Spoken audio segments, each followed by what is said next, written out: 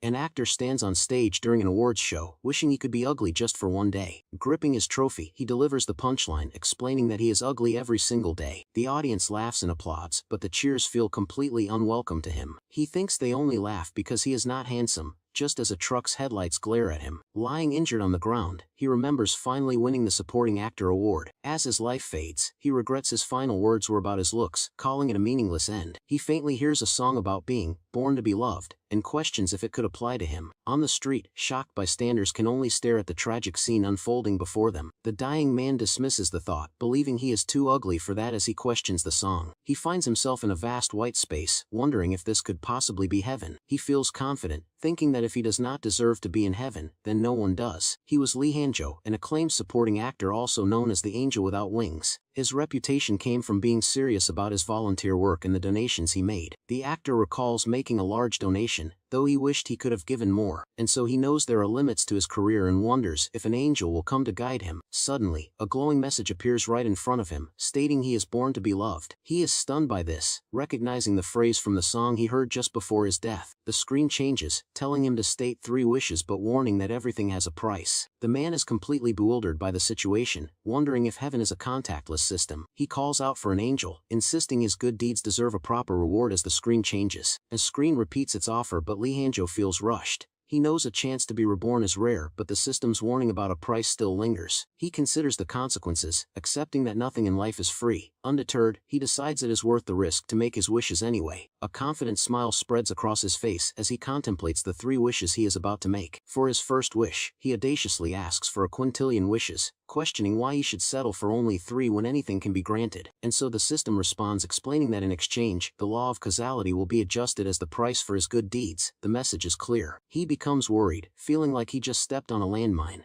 He decides he needs to be cautious with his remaining wishes to protect himself, and his second wish is for good health. He holds up 2 fingers, understanding that physical well-being is the foundation for everything else in life. He then turns his attention to his third and final request, the one that he desires more than anything else. With a slight blush, he makes his most heartfelt wish to be reborn as a conventionally handsome man. He dreams of playing lead roles and giving back to those in need.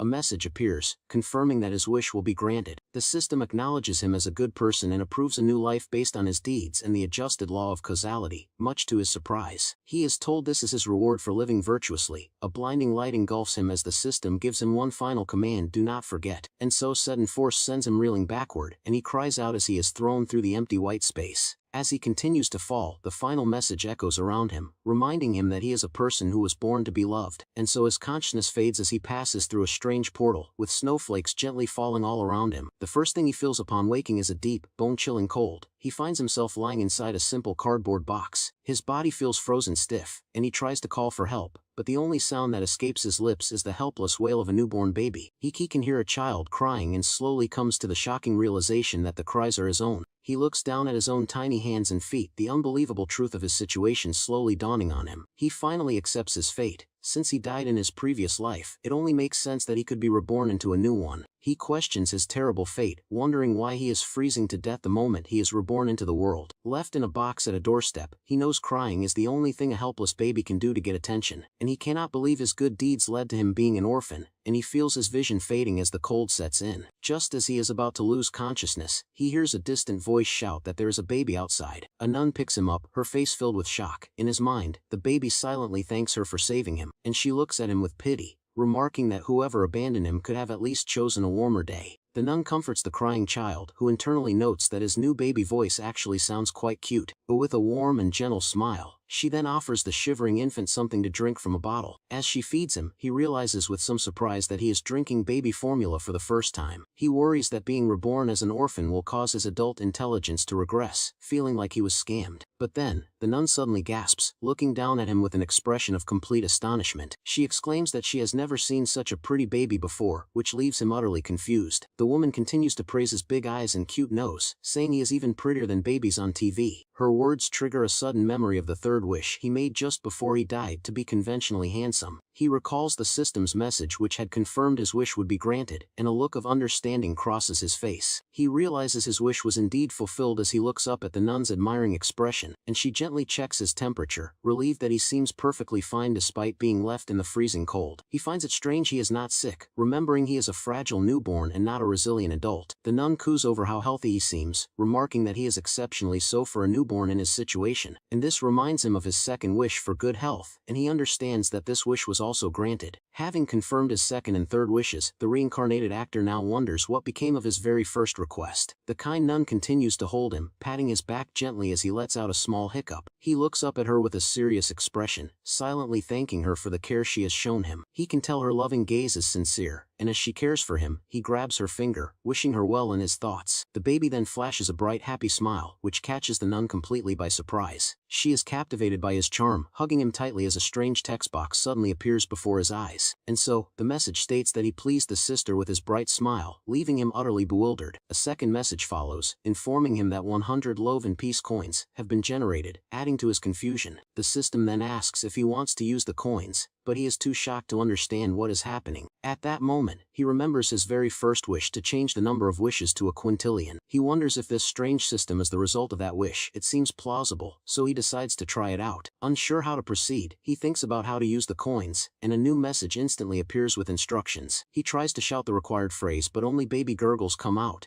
In his mind, however, he says the words clearly. The system accepts his command and asks how he wants to use the coins. He clenches his fists in frustration, unsure of his options. While he is distracted, the nun suddenly winces and complains that her back hurts, startling him, and he looks up in alarm, worried that he might have caused her pain by squirming too much in her arms. She reassures him it is nothing, just a sign of getting older. He is touched by her selfless nature. He feels that a good person like her deserves to be blessed, but he is unsure how he could possibly help her. Just as he thinks this, the system prompt reappears, once again asking how he would like to use his coins. A realization dawns on him as he recalls his first wish, suspecting this might be the power he asked for. He wonders if everything will happen as he says. He decides to test this power by wishing for the sister's back to be healed completely. The system confirms that it will cost 100 coins to heal her. With determination, he mentally agrees to proceed with the wish. Suddenly, the nun is shocked to find her back pain is gone.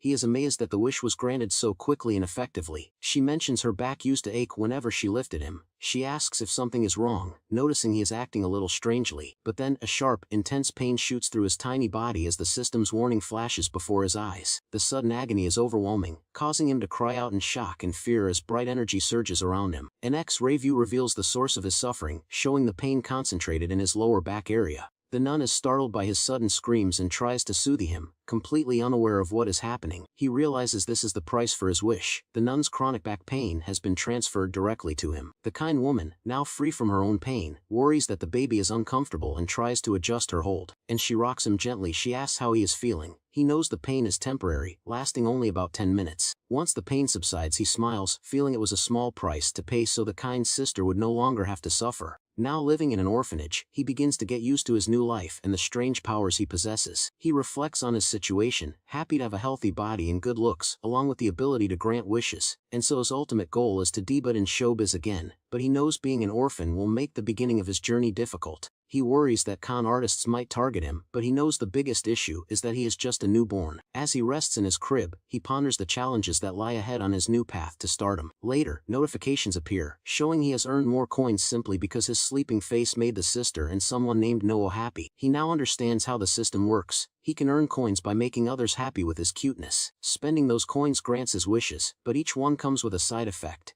The back pain was brief but proved the system was effective. He is amazed by the power of his wish, knowing how difficult a herniated disc is to cure. His ability managed to fix it in a single moment. The baby then remembers the system's warning about adjusted causality, and he starts to understand the consequences of his wishes. He wonders if becoming an orphan was the price for his grand wish. He calls it a bizarre ability but accepts this new life he fought for.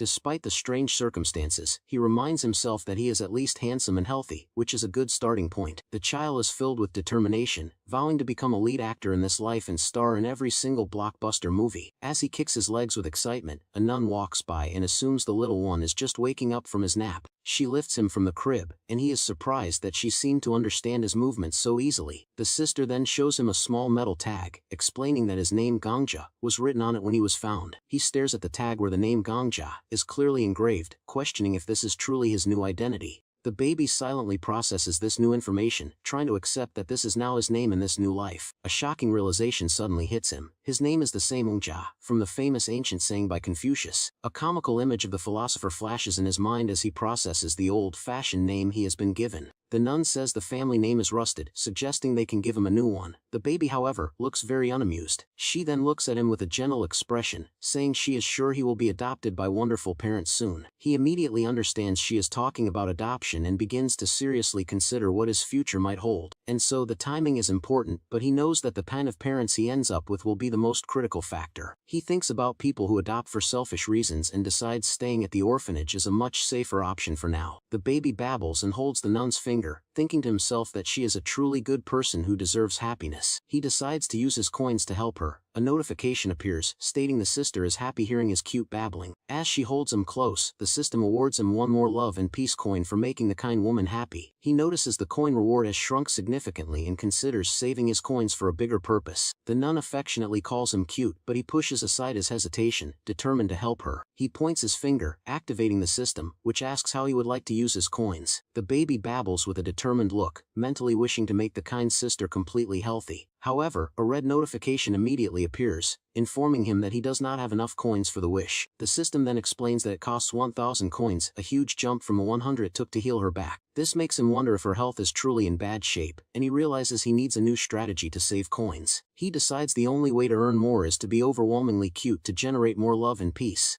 As the woman looks at him with adoration, a system message confirms he has earned 1 coin for his cuteness. His adorable antics earn him another coin, and the sister continues to praise how cute he is. He tries various cute expressions and poses, but each action only earns him a single coin at a time. The nun is completely charmed by his efforts, finding him too cute to handle as she holds him. He becomes frustrated, realizing that no matter how hard he tries, he only gets 1 coin at a time from a single person. The baby concludes that to earn coins faster, he needs a bigger audience, but he is unsure how to achieve that. Just then, a young boy runs in announcing guests have arrived, which the baby sees as a golden opportunity. The nun smiles, ready to welcome the visitors. In his mind, the baby welcomes his new potential source of coins. A woman's voice calls for the boy No, who says another sister has his eczema medicine. Another nun enters, telling Sister Teresa that Ms. Masujang has arrived and they should dress the baby nicely. Hearing the name Masujang sends a jolt of shock through the baby, who seems to recognize it. Meanwhile, an elegant woman in high heels walks confidently down the hallway of the orphanage. The baby recalls a memory of Masujang with a man in a black suit, confirming his suspicions, and she angrily told the man she hated this kind of arrangement and refused to participate any further. In his memory, the chaebol here declared that she could not stand being around children at all. Back in the present, the doors to the room swing open, revealing a bright light from the hallway. The elegant woman enters the room as the nun holds the baby, who is now wearing a cute hooded outfit. She stands with an imposing and serious aura, her expression unreadable behind her stylish glasses. The baby looks at her in disbelief, confirming with himself that the nun did indeed say her name. He remembers her as the beautiful third daughter of the Sungjin group and a popular actress. He also recalls her fiery temper and impressive filmography, but there is something more important he remembers. The baby is shocked because he clearly remembers that Masujang is supposed to be dead. He glances at a nearby calendar to check the date, trying to make sense of the situation. The calendar shows January 2024, a date that sends a jolt of disbelief through his mind. He realizes he has not just been reincarnated but has actually traveled 20 years into the past. The baby is stunned, now understanding he is seeing the actress 20 years before her time. A man tries to persuade the woman to hold the baby for a promotional photo, but she is hesitant. The baby now understands she is here for a promotional photo shoot for her family's company. The woman continues to refuse, making it clear she does not want to participate in the photo shoot. He feels a strange sense of rejection, even though he has not even tried to win her over yet. With a determined look, he decides to use his special ability to change her mind and get his photo taken. He activates his power, wishing to take a photo with her. The system informs him it will cost 3 coins. With a determined look, the baby babbles pee pa pa and mentally confirms his decision to proceed with the wish. The system immediately announces the side effect: a red spot will appear on his foot and burn for 1 minute. Just as the notification predicted, a small fairy red spot materializes on the sole of his tiny foot. He lets out a sharp cry of pain, startling the 2 nuns, who quickly ask what is wrong with him. The baby squirms in the nun's arms, frustrated that his short baby arms cannot reach the burning spot. Tears well up in his eyes and stream down his face as he continues to cry from the unexpected pain. His loud cries successfully draw the attention of everyone in the room, including the film crew and Masujang.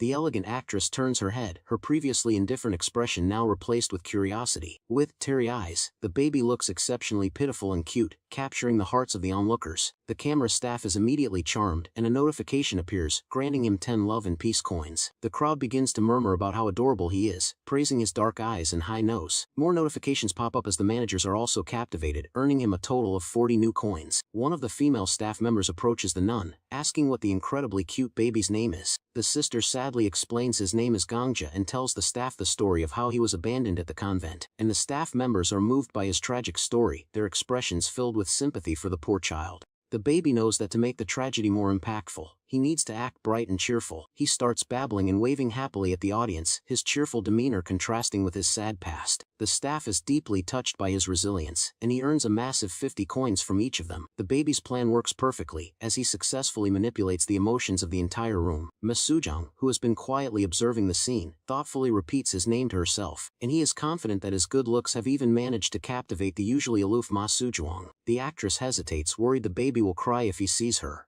but the nun assures her that he is a gentle child. The baby reaches out and grabs her dress, thinking to himself that this is all for the convent's promotion. He flashes a bright, winning smile, mentally urging the actress to give him the coins he has been working for. The nun happily points out that the baby seems to like her, but the actress is still skeptical. She says that all babies hate her, recalling how her own daughter would cry whenever she held her. The sister points out that this baby is smiling and reaching for her, encouraging her to give it a try. The woman slowly and nervously extends her hands, unsure of what to do with the small child, and so, her movements are stiff and awkward as she prepares to hold a baby for the first time in a long while. She fumbles with him for a moment, clearly uncomfortable and out of her element with the small child. He gives her a reassuring smile and a cute babble, letting her know that he will not cry. A strange feeling washes over the actress as she looks down at the happy baby in her arms. Her expression softens and a light blush appears on her cheeks as she is unexpectedly charmed by him. She quickly asks for hand sanitizer, much to the confusion of the nun, but she insists. After cleaning her hands, she gently lets the baby hold her finger, a small smile playing on her lips. She is completely captivated, exclaiming how cute he is. She asks his name, which the baby finds a bit strange. The woman is even charmed by his name, cuddling him close and calling it pretty as well. The baby is a bit bewildered by her sudden change of heart, wondering if this is what people call baby therapy. He then remembers his main goal and subtly tries to remind the actress about the coins he is expecting.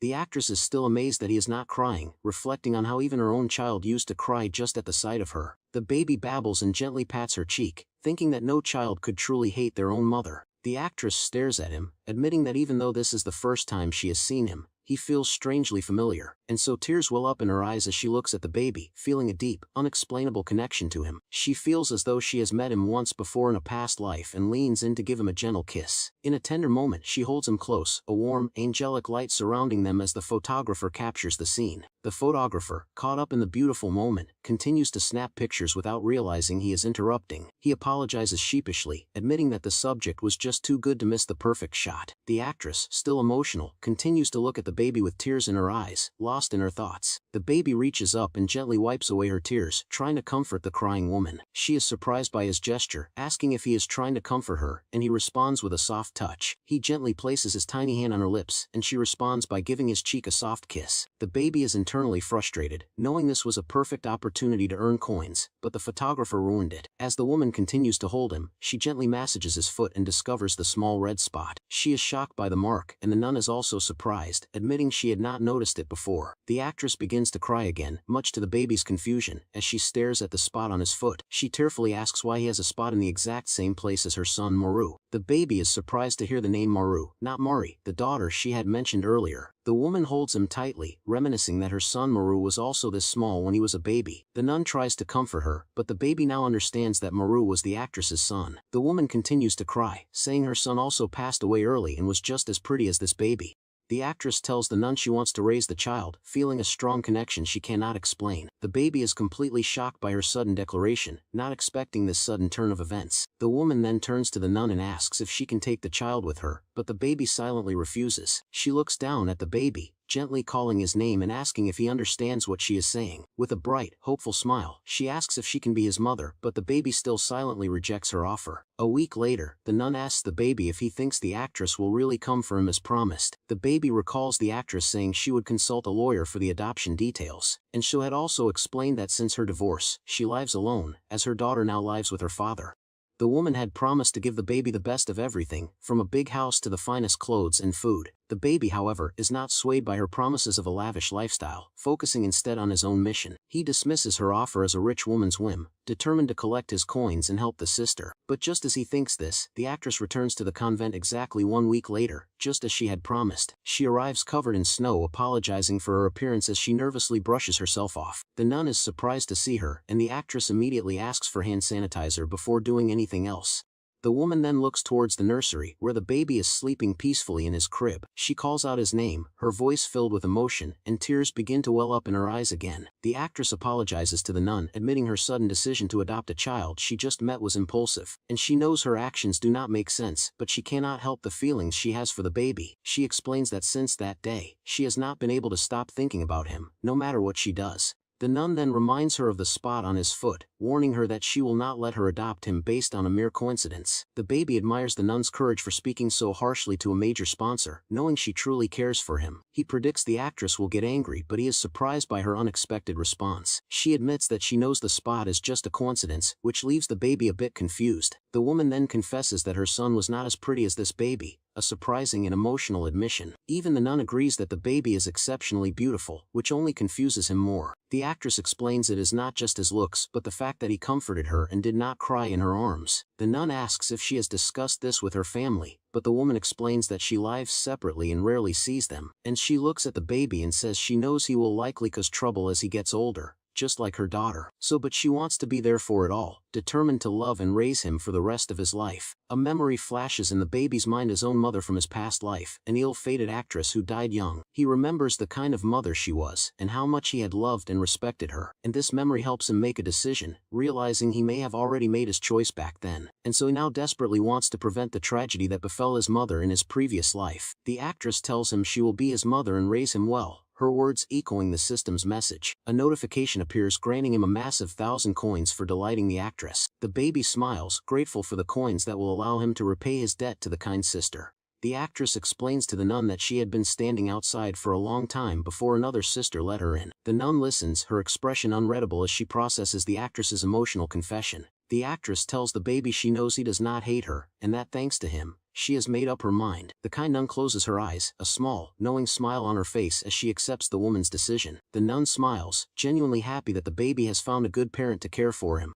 The actress thanks the nun, promising to raise the child well and provide him with everything he needs. The sister then asks if she plans to keep the name Gangja, and the actress considers it with her own family name. The baby is horrified at the thought of being named Magangja, the combination sounding utterly ridiculous to him. He begins to cry and thrash in her arms, silently begging for a different name, anything but that. The two women, however, misinterpret his cries as a sign of excitement, much to his frustration. 4 months later, a child's voice can be heard shouting his refusal from inside the convent. A young boy, No, is upset, questioning why his little brother is being taken away from him. He pleads for them not to take the baby away, but a nun gently explains that Gangja has found a good mother. The boy is heartbroken, crying that he will never be able to see his little brother again. The baby remembers that it was this boy who had found him and saved his life that cold winter day. He decides to use his coins to help the boy, wishing for him to be healthy for his entire life. The system confirms the wish will cost 30 coins, and the baby mentally agrees to proceed. As a side effect, tears will stream down his face for the next 3 minutes, making him look even more pitiful. The actress and the nun are surprised by his sudden tears, as he rarely cries. The boy approaches, telling the baby to remember him as his older brother, and promises they will always be family. The baby notices the boy's eczema has not fully healed, but he is glad the child is at least well fed. He silently promises to never forget the boy who saved him and vows to find him again once he becomes a top star. He then turns his thoughts to the nun, wishing her a long and healthy life so she can continue to help other children. He uses his remaining coins to make the sister healthy, but the side effect is that he will fall down every 10 steps for the next year. He accepts that everything comes with a price, but he is still frustrated by the constant side effects. The baby waves a small goodbye to the convent, and the actress asks if he is saying farewell. The nuns and No wave back, wishing him happiness as he leaves for his new life with his new mother. The actress holds him close as they walk away, a silhouette against the bright sky, ready to start their new life together. He is impressed by the super expensive foreign car waiting for them, a clear sign of his new family's wealth. He is even more amazed by the high-quality car seat, a level of luxury he has never experienced before. The actress smiles, promising that her new son will always have the very best of everything from now on. The baby is determined to earn more coins and decides it is time to use his charms to show his filial piety.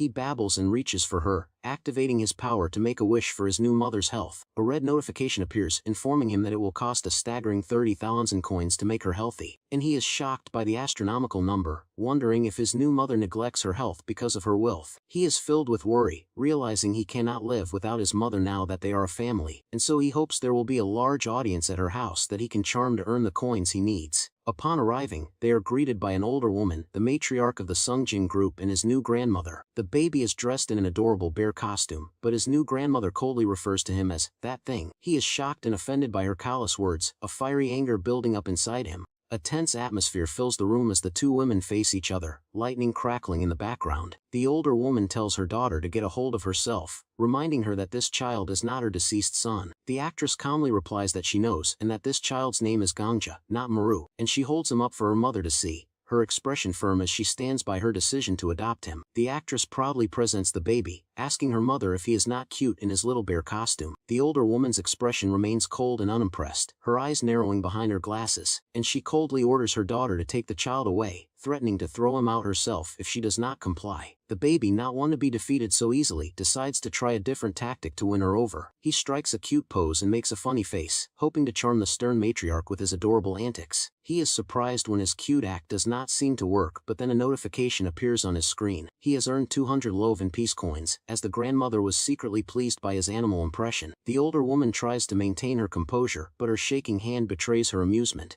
The actress seizes the opportunity, pointing out that since the baby has brown hair, he is not a black-haired beast. Later, the baby is bombarded with notifications as the internal promo photo is shared among the staff. He is amazed at how easily he has collected over 1,000 coins just from the household staff seeing his photo. He realizes that the key to earning coins quickly is to get his face seen by as many people as possible. He decides to use his coins to post the promo photo on a popular website to maximize his exposure. The system informs him that uploading the photo to a large online community will only cost 2 coins.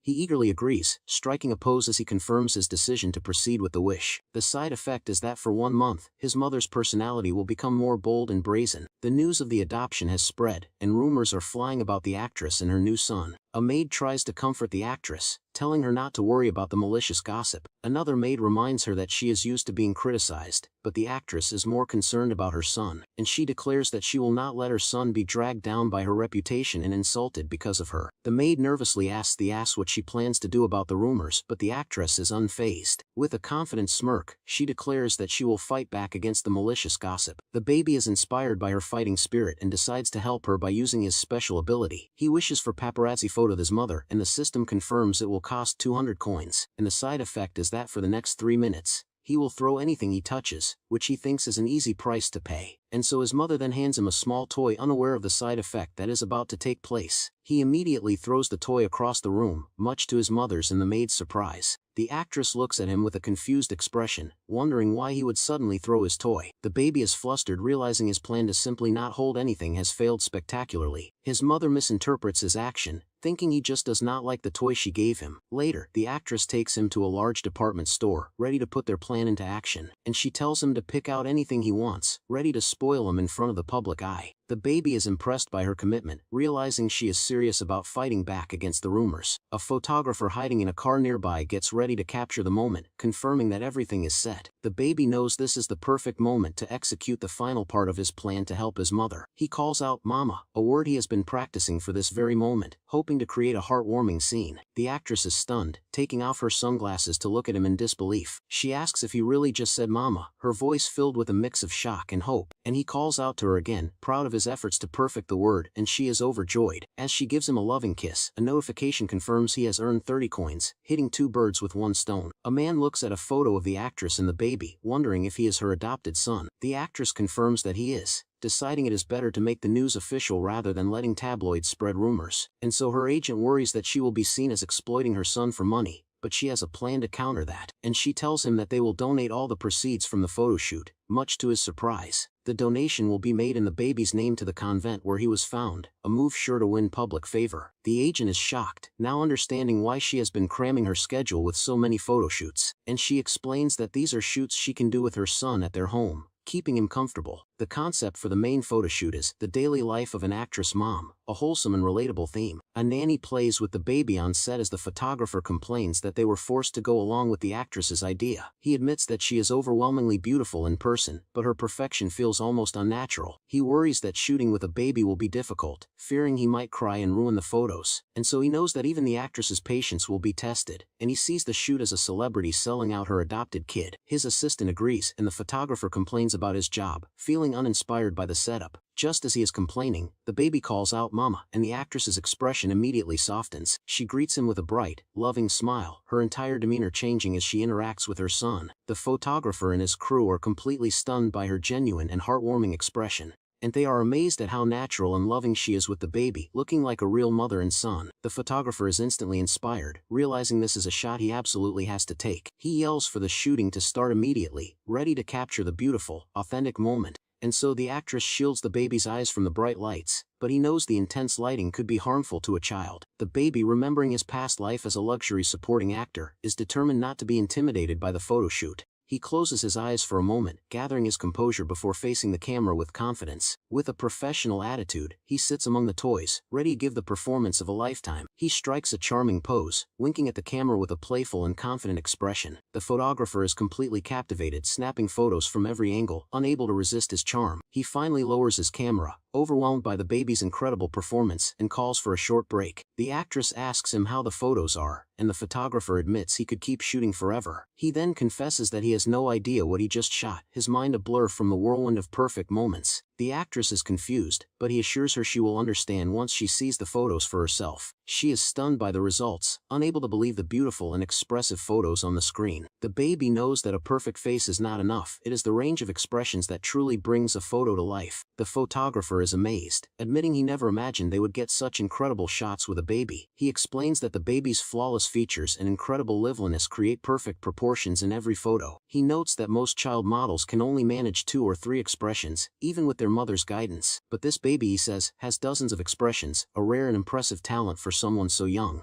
And the photographer declares he would bet his career on the baby's talent, calling him a genius. And the actress knows the photographer rarely gives compliments, so his high praise carries a lot of weight. He confidently states that once the magazine is released, the whole world will agree that the baby is a face genius. The magazine sells out completely, requiring an emergency reprint to meet the overwhelming demand. News of the photoshoot and the actress's generous donation spreads like wildfire, leading to a revaluation of her public image. The actress's manager, Lee Mi-jin, bursts in, reminding her that they have to seize the opportunity while the tide is high, and she pulls the exhausted actress along, telling her they have to move quickly as their schedule is piling up. The actress complains that she is dying from exhaustion, but her manager reminds her that this is a golden opportunity. She cries that she is too busy and does not even have time to see her son, showing her manager a video of him. In the video, the baby is asked if he has anything to say to his mommy, and he sweetly calls out for her. The actress is heartbroken, pleading with her manager to let her see her son, who is growing up so fast. She shows the manager another video of the baby, asking how anyone could resist such a cute child. This finally breaks the manager's resolve, and the actress runs off to see her son, leaving her manager behind. She explains that her son has called for her 4 times, and she cannot ignore his pleas any longer. And she runs into a man on the street and begs him to let her go home, but he tells her it is not possible.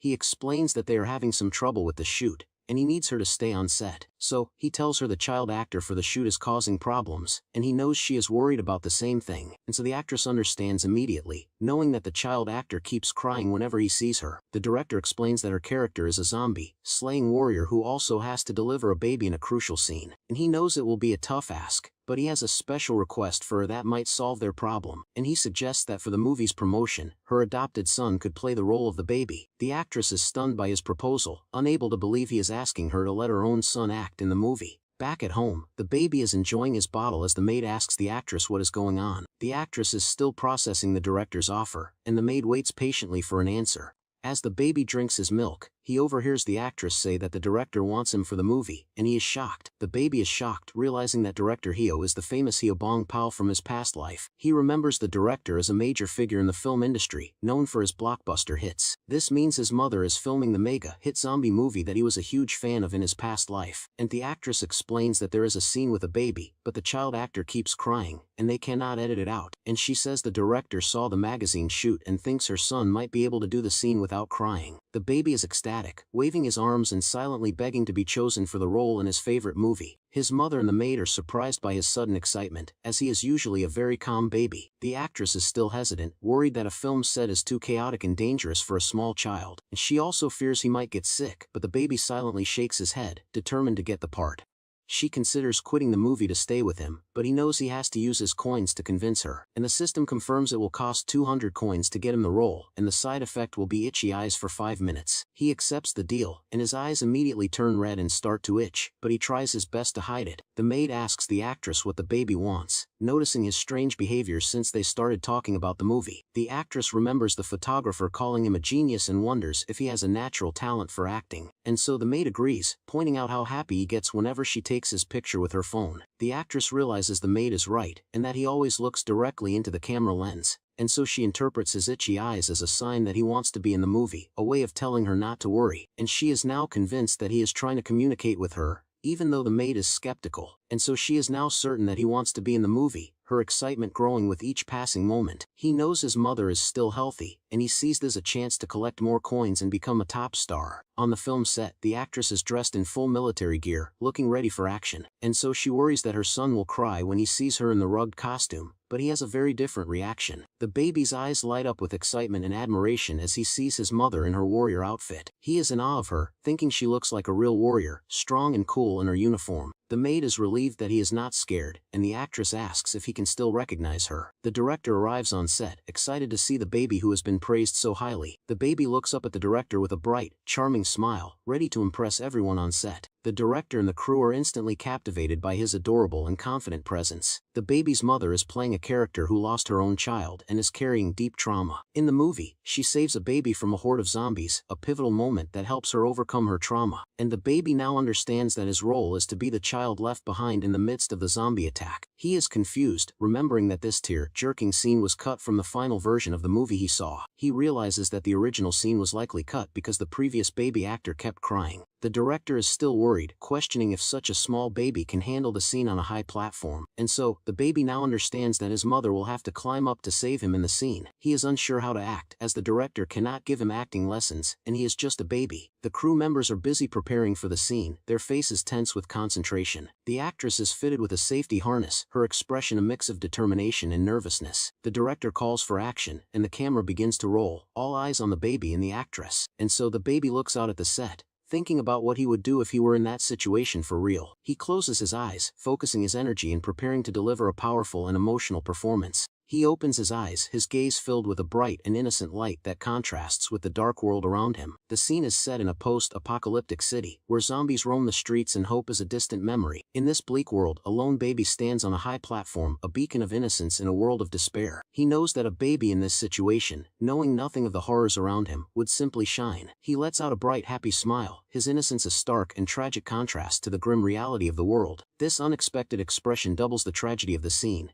making the audience feel an overwhelming urge to save him. The director is so moved by the performance that he forgets to call cut, completely captivated by the moment. The crew members are equally impressed, praising the baby's powerful and impactful performance. The director decides to go with this new, unexpected take. Seeing the genius in the baby's performance, he calls for Stanby, and the actress, now fully immersed in her role, prepares for the next scene. She takes a running start, her movements fluid and powerful as she prepares to leap across a gap. She soars through the air, her body a graceful arc as she reaches for the platform where the baby is. Her eyes are filled with a fierce determination, her focus entirely on saving the child from the dangers below. She lands on the platform with a thud, her body absorbing the impact as she protects the baby in her arms. The director and the crew are stunned by her incredible stunt, their faces a mix of shock and awe. The actress lands safely on the mat below, the baby still cradled securely in her arms. She lets out a small groan of pain, the impact of the fall taking its toll on her body. The crew rushes to her side, worried that she might be injured, but she is more concerned about the baby. She looks down at him, her eyes filled with a mother's love as she calls out his name, her voice soft and gentle. The baby calls out to his mother, his voice filled with concern as he sees her lying on the mat.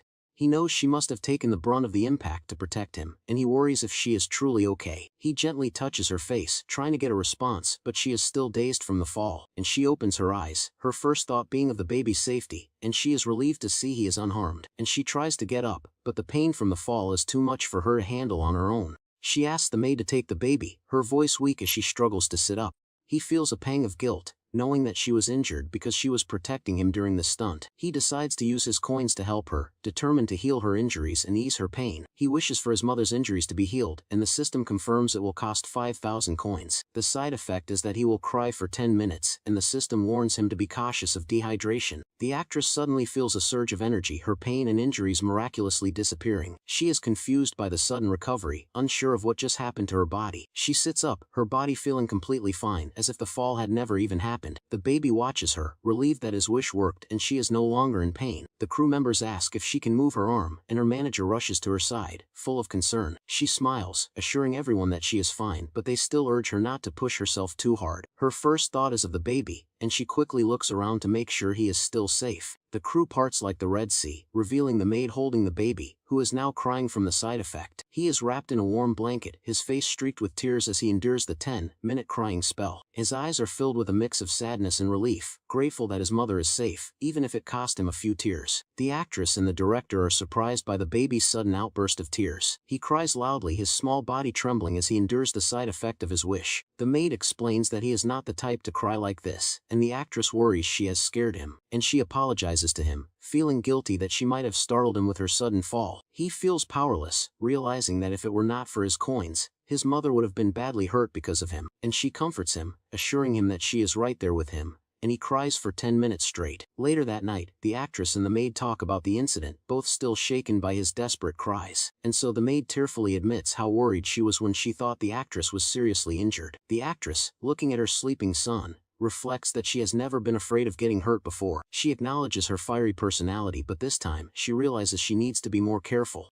The thought of getting hurt and making her baby cry is a new and powerful deterrent for her. She knows that her son only has her, and she feels a deep sense of responsibility to protect him, and she watches him sleep, admitting that her back was in a lot of pain after the fall. But she says that when she saw him crying, her own pain seemed to disappear, as if by magic, and she wonders if her maternal instincts are kicking in, a new and unfamiliar feeling for her, and she reflects on her past, regretting that she did not try to understand her own daughter better. The maid asks what she means, and the actress begins to open up about her daughter Mori. She admits it is still a painful memory, but she knows that no matter what, she is still her mother, and she recalls how she was more worried about her daughter getting a fever from crying than her own feelings. The actress tells the maid that a mother's love is unconditional, a lesson she is only now beginning to understand. The maid comments on the daughter's hot temper, and the actress wryly admits she does not know who she takes after, and she then admits to herself that her daughter takes after her, and she resolves to try and contact her again. A memory of her young daughter Mari flashes in her mind, a sad reminder of their strained relationship. The grandmother, meanwhile, tells the maid that the baby is no help to her daughter and that she needs to throw him away. She warns the baby not to think he can stay just because of his cute face, but he is unfazed by her threats. She threatens to kick him out herself when the time comes, her words a stark contrast to her gentle hold, and she says she needs to get rid of him before she gets too attached, but her actions betray her words.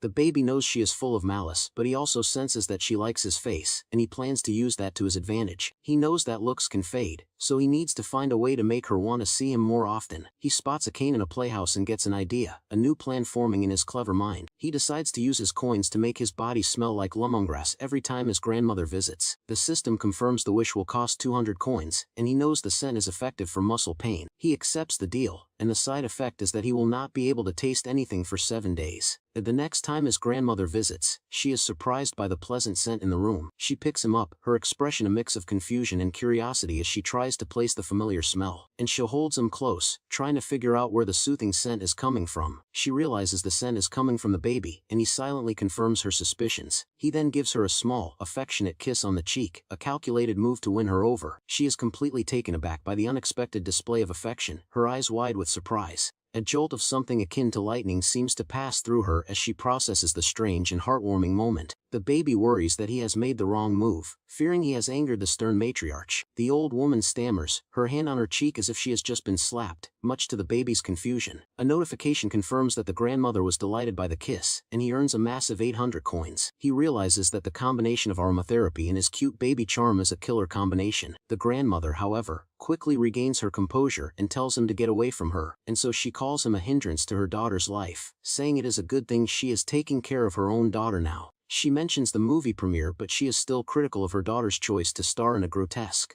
zombie film. The baby is surprised to hear that the premiere is so soon, a sign that time is moving quickly. Just then, a maid announces that the actress has arrived, and the grandmother's demeanor instantly changes. She gently places the baby on the sofa, a move that he knows is a sign of her trying to hide him, and she orders the maid not to tell her daughter she was there, her voice firm and commanding. That the baby thinks she is being dishonest, wondering why she would not want to see her own daughter. Just as the grandmother leaves, the actress bursts in her face alight with a bright, happy smile. She scoops him up in a big hug, telling him how much she has missed her little angel. She holds him close, her voice soft and loving as she asks if he was a good boy while she was away. The maid reports that the baby is healthy and has been eating and playing well, much to the actress's relief, and she is so happy that he is healthy that she decides to bring him to her movie premiere the next day. 3 hours before the premiere, the baby arrives, dressed in an adorable polar bear hoodie. The director and the actress are both charmed by his cute outfit, calling him a hot celebrity, and the director tells the actress that another director asked him how the baby managed to smile so brightly during the bleak scene. He admits that the baby's performance is a hot topic of conversation, and the actress agrees that his scenes are the funniest. So, the director notes that while the scenes were not originally important, the baby's smiling made them more substantial. He praises the baby's bold and innocent performance, saying it seemed almost like intentional acting. The baby is a bit flustered by the director's sharp observation, realizing he might have been too obvious. The director says that if the baby really was acting, he would be a genius, but he dismisses the thought. He calls the baby a scene stealer and gives him a high five, praising his well-done performance. In the waiting room, the staff goes over the plan for the premiere with the maid and the actress. They are instructed to hand the baby over to the actress when the host presents her with a gift. The baby is given a flower to hold, but he feels it is not enough to make a big impression. He decides to use his coins to get the staff to put him on the stage floor for a more dramatic entrance. The system confirms the wish will cost 300 coins, and the side effect will be falling asleep for 10 hours after 1 hour. And the staff gives him the cue to go on stage, and he knows he only has 1 hour before the side effect kicks in. He feels a surge of excitement, knowing that it is finally his turn to shine on the big stage. As he walks on stage, he is met with a sea of bright lights and the roar of the crowd. A woman in the audience is so moved by his appearance that she bursts into tears, clutching a stuffed animal. The baby is confused by the sudden outburst, wondering if his coin-induced plan is working. He stands on the stage, a single spotlight illuminating him as he holds the flower, a picture of innocence. He looks out at the audience, his expression a mix of confusion and curiosity as he tries to understand the situation. The actress and the director are both surprised to see him on stage, calling out his name in a mix of shock and worry, and so he silently tells his mother to stop, determined to walk to her and create a heartwarming moment. He takes a deep breath, encouraging himself as he prepares to take his first steps in front of the large crowd. He takes one wobbly step, his small body trembling with the effort of balancing on his own 2 feet. He takes another step, his determination pushing him forward as he makes his way across the stage. With extreme baby steps he walks towards his mother, his small face a mask of concentration. The photographers are in a frenzy, snapping pictures of the incredible moment as the audience gasps in amazement. And he has already taken more than 10 steps, but the stage seems to stretch on forever, a daunting challenge for his small legs. He knows this is the first time his mother is seeing him walk, and he hopes she is proud of his efforts. He remembers the side effect of his wish to heal the nun, the curse of falling every 10 steps. He finally reaches his limit and falls to the ground, his small body a heap on the stage floor. The audience gasps, worried that he is about to cry, their faces a mix of concern and anticipation. He pushes himself up, his small legs trembling as he gets back on his feet, determined to continue, and the audience is amazed by his resilience, cheering him on as he stands up and continues his journey. And he smiles, knowing that everything is going according to his plan, and he calls out to his mother. The host announces that her son has brought her flowers, and the actress is overcome with emotion. The baby knows that if she smiles now, their touching reunion will be the talk of the town, a perfect end to his plan. He holds out the flower, confused by his mother's lack of reaction to his grand gesture. He wonders why she is not taking the flower, his carefully orchestrated plan now in jeopardy, and tears begin to stream down the actress's face, her emotions getting the better of her in the public eye. And she is completely overwhelmed by the heartwarming moment, her heart filled with love for her son. The baby is horrified, realizing this is not the reaction he was hoping for, and his plan has gone awry. The audience is moved by the scene, their faces a mix of awe and sympathy for the emotional mother and son. The host tries to salvage a situation, kneeling beside them and trying to understand what is happening. The actress confesses that she did not know her son's birthday, and the baby is equally surprised by this revelation. She explains that she has been too busy to plan a first birthday party for him, her voice filled with regret. The host, ever the professional, smoothly transitions into promoting her new movie and upcoming drama.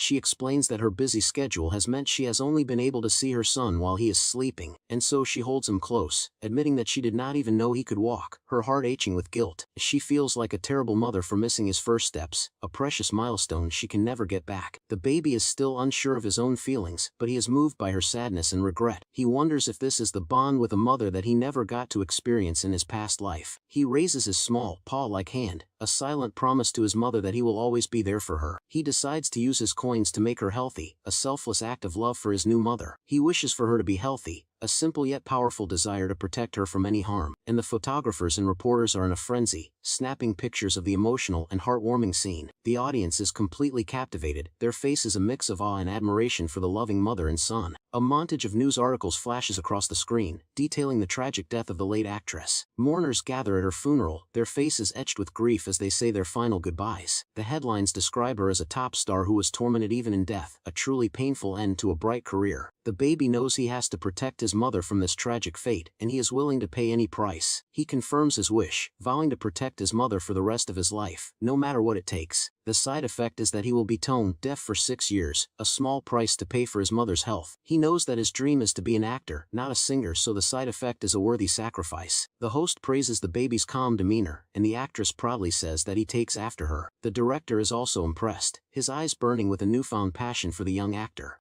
He admits that he has been wanting to work with the baby since the last shoot, seeing his immense potential, and he tells the actress that they might meet again in the next project, a clear sign of his interest. The actress, however, gives a noncommittal response, her expression making it clear she is not interested. She knows the director will continue to produce hit after hit, and she is not about to let her son be overworked. The baby, however, would be grateful for the opportunity to work with such a renowned director. The actress notices her son looks sleepy, and he knows it is the side effect of his wish finally kicking in. The world goes black as he falls into a deep sleep, the price for his grand plan finally paid. A reporter announces the sensational preview screening of the new zombie movie, a huge success. Back at home, the baby is watching the news, monitoring the public's reaction to the movie. The movie is a spectacular hit, with positive reviews pouring in even before its official release. The baby points at the screen, excited to see the results of his hard work and clever planning. An interviewer explains that the movie is about ordinary people trying to maintain their humanity in a zombie-infested world. He then asks the cast if there were any unforgettable episodes during the shoot, looking for a good story. An actor reveals that the actress almost got hurt during a wire action scene, a moment that had everyone on edge. News headlines flash across the screen, detailing the near accident and the actress's bravery. She smiles, assuring the interviewer that she is fine now and that she was more worried about her son. She explains that she instinctively protected the baby, and though it hurt at first, she is now fully recovered. The actor admits that he was worried about both the baby and the actress, his face a mix of relief and concern. He says he was relieved to see the baby was unharmed at the preview, and the baby silently agrees. The baby is proud of his on-screen performance, thinking he is unbearably cute as he watches himself on the screen. He laughs at his own adorable antics, his small body wiggling with delight as he watches the scene. He finds himself so cute that he can't help but admire his own on-screen presence. He knows this is the highlight of his performance, a moment that is sure to win him a lot of coins. The cast and crew end the interview with a cheerful message, asking the audience to look forward to the movie. The baby watches the end of the interview, a sense of confusion and disappointment washing over him. He is shocked that the interview is over, feeling like his screen time was far too short. He realizes that as a nameless actor, screen time is a luxury he cannot afford to waste, and he knows that if he were more famous, even the scene of his mother crying would have been shown. He shakes off his disappointment, knowing that another chance will come, and he must seize it. He knows that to be a successful actor, he needs to attend a lot of shoots and build his reputation. He then has a sudden realization, a new idea forming in his mind as he prepares for his next move. He knows that falling asleep is an unavoidable side effect, but he needs to prepare for his future as an actor. The system confirms that it will cost 5,000 coins to raise his stamina, a price he is willing to pay. He realizes there is a correlation between his base stats and the cost of upgrades, a new and interesting discovery. He eagerly executes the wish, ready to boost his stamina and take his acting career to the next level. And so a side effect is that for 1 year, he will dance whenever he hears music, a rather embarrassing consequence. A children's song starts playing, and his body immediately begins to move to the rhythm against his will. He is mortified by the involuntary dancing, his face flushing with a deep, embarrassed blush. His arms and legs move with a life of their own, a comical and humiliating display of his new side effect. He loses his balance and falls to the ground, a clumsy end to his impromptu dance performance.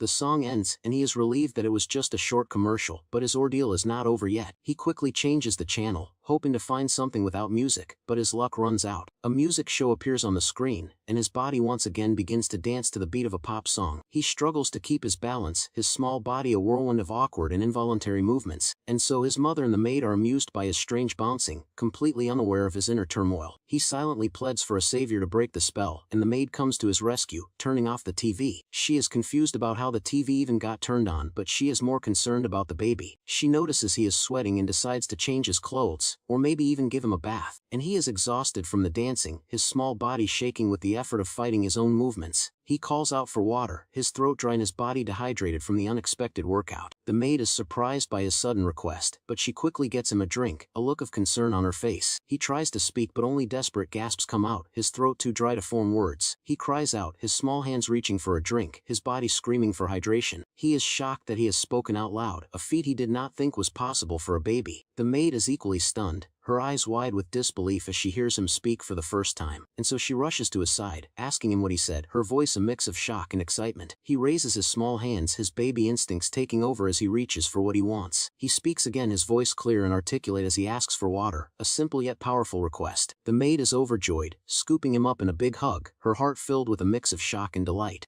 She cannot believe he can already speak so well, her mind reeling from the impossible feat, and she wonders if he is a genius, but she reminds herself that he is still just a baby, and this is a huge leap. She quickly pulls out her phone, determined to capture this incredible moment and share it with the actress. She tells him to look at the camera and ask his mom to hurry home, a proud smile on her face. And so he knows she is asking a lot from a baby who just spoke his first words, but he is up for the challenge. He looks into the camera and calls out mama, his voice sweet and clear, a perfect message for his mother. He then adds a cute squeak, a touch of his own personality that is sure to melt his mother's heart. The maid sends the video to the actress, a small act that will have a big impact on her day. The actress is on set, her mind focused on her work when she receives the notification on her phone, and she opens the video, her heart skipping a beat as she sees her son's adorable face on the screen. She is so overwhelmed with emotion that she collapses to the ground, her body weak with a mix of shock and joy. A man on set rushes to her side, worried that something is wrong, but she is just lost in the moment. The man on set is moved by the video, his heart touched by the baby's adorable words and squeak. He clutches his heart, completely overwhelmed by the cuteness of the video, and collapses to the ground. The actress gently lays him down, a sweet smile on her face as she watches over him like a guardian angel. She knows that her recent success is all thanks to her son, but she still feels unworthy of being his mother. The man sits up, telling her not to question herself and asking about the baby's first birthday party. She says they will keep it small, but he insists on a grand celebration, offering to handle all the preparations. He tells her the baby is a benefactor to him, having helped rehabilitate one of the greatest actors of all time, and the actress is surprised by his words, but he assures her that he will take care of everything, and he winks, telling her to leave it to him, a mischievous glint in his eye as he hatches a plan. She is suspicious, wondering if he is planning to use her son's birthday to promote his business. He denies it, but he says it is important to build networks from a young age, promising to make the party a huge success. The actress is still worried about the public's reaction to her adopted son, but she is slowly coming around. The agent sees her hesitation and encourages her to embrace her new role as a mother, and she finally agrees. The grandmother, meanwhile, is at home, still struggling to accept the new addition to her family. She takes a deep breath, the scent of lemongrass filling her senses and calming her nerves. She tells the baby not to be delusional, but her words are a stark contrast to her gentle hold, and so she wonders what her daughter is thinking. And she is still critical of the grand birthday party plans, and she knows her daughter has invited everyone from the entertainment industry, but she has not said a word to her own family. She looks down at the baby, a small smile playing on her lips as she senses his desire to be at the party. The baby knows that she secretly wants to come, and he is determined to make it happen, no matter what. He knows that his first birthday party is a huge opportunity to make connections and become more famous. The baby is excited, knowing he has been building up his stamina for this very day, and he is ready to shine. He calls out to his grandmother, his voice filled with a mix of excitement and affection as he wraps her in a hug. The old woman is completely stunned by his words, her mind struggling to process what she has just heard. He repeats himself, his voice sweet and clear, a calculated move to win her over and cheer her up. He is lifted into the air, his small body a bundle of excitement as he is held by his surprised grandmother. She looks down at him, a mix of shock and confusion on her face as she asks if he is calling her grandmother. She then asks the logical follow-up question, wondering who his grandfather is if she is his grandmother.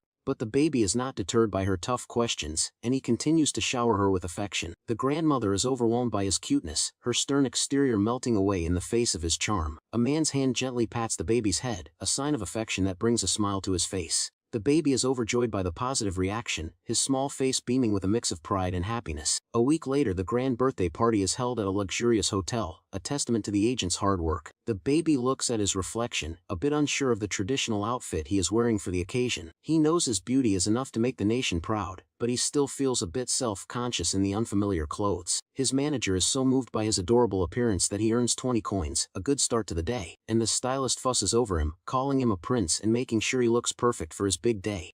He knows that today is the day he will surrender to the pouring coins, ready to charm everyone in attendance. His mother arrives, her face alight with a bright, happy smile as she sees her handsome son. She declares that today, he is the main character, and he is ready to take center stage and steal the show. He notices that his mother is not wearing a traditional hanbok, a deliberate choice to make him stand out even more. The maid rushes in, a look of urgency on her face as she calls out to the actress. The baby is confused by her sudden entrance, wondering why she is in such a hurry on his special day. She shows them a small, expensive-looking ring that she found in the baby's cradle, and the actress is surprised, wondering if someone from her mother's side of the family could have sent it. The maid reminds her that she cannot afford such a luxurious gift, and the actress agrees. The actress knows there is only one person who would do something so extravagant and secretive, and she is still hesitant to believe it, but she knows the gift was not meant for her, but for her son. She smiles, realizing that her mother's cold exterior is just a facade, and she truly cares for her grandson. She is a bit disappointed that her mother stole the thunder of being the first to congratulate him, but she is still happy, and she looks at the photos of her and her son, her heart filled with a deep and profound sense of gratitude. A man and a woman arrive at the party, their faces alight with excitement as they call out to the actress. She greets them, and the baby recognizes the man as the president of his mother's agency. The baby is surprised to see the famous President Seo in person, a man he has only heard stories about. The president is charmed by the famous baby, his eyes filled with a mix of awe and admiration. The baby, however, is not impressed by the man's overly friendly demeanor and hides his face. The president's wife is also there, her expression a mix of amusement and exasperation at her husband's antics. The actress greets a few more guests, her smile warm and welcoming as she enjoys her son's special day. Two young girls in matching yellow dresses stare at her, their eyes wide with a mix of awe and curiosity. The girls are captivated by the famous actress, their small faces a mask of wonder as they see her up close. The actress greets the twin girls, her voice soft and friendly as she tries to make them feel comfortable. The girls are amazed that he can talk, and they are charmed by his tiny size, calling him a doll. And so, they beg their mother to let them take him home. Their faces a mix of excitement and adoration. Their father is embarrassed by their outburst, but the actress finds their enthusiasm amusing. So the president jokes that his daughters should have taken after their father, a playful jab at his wife.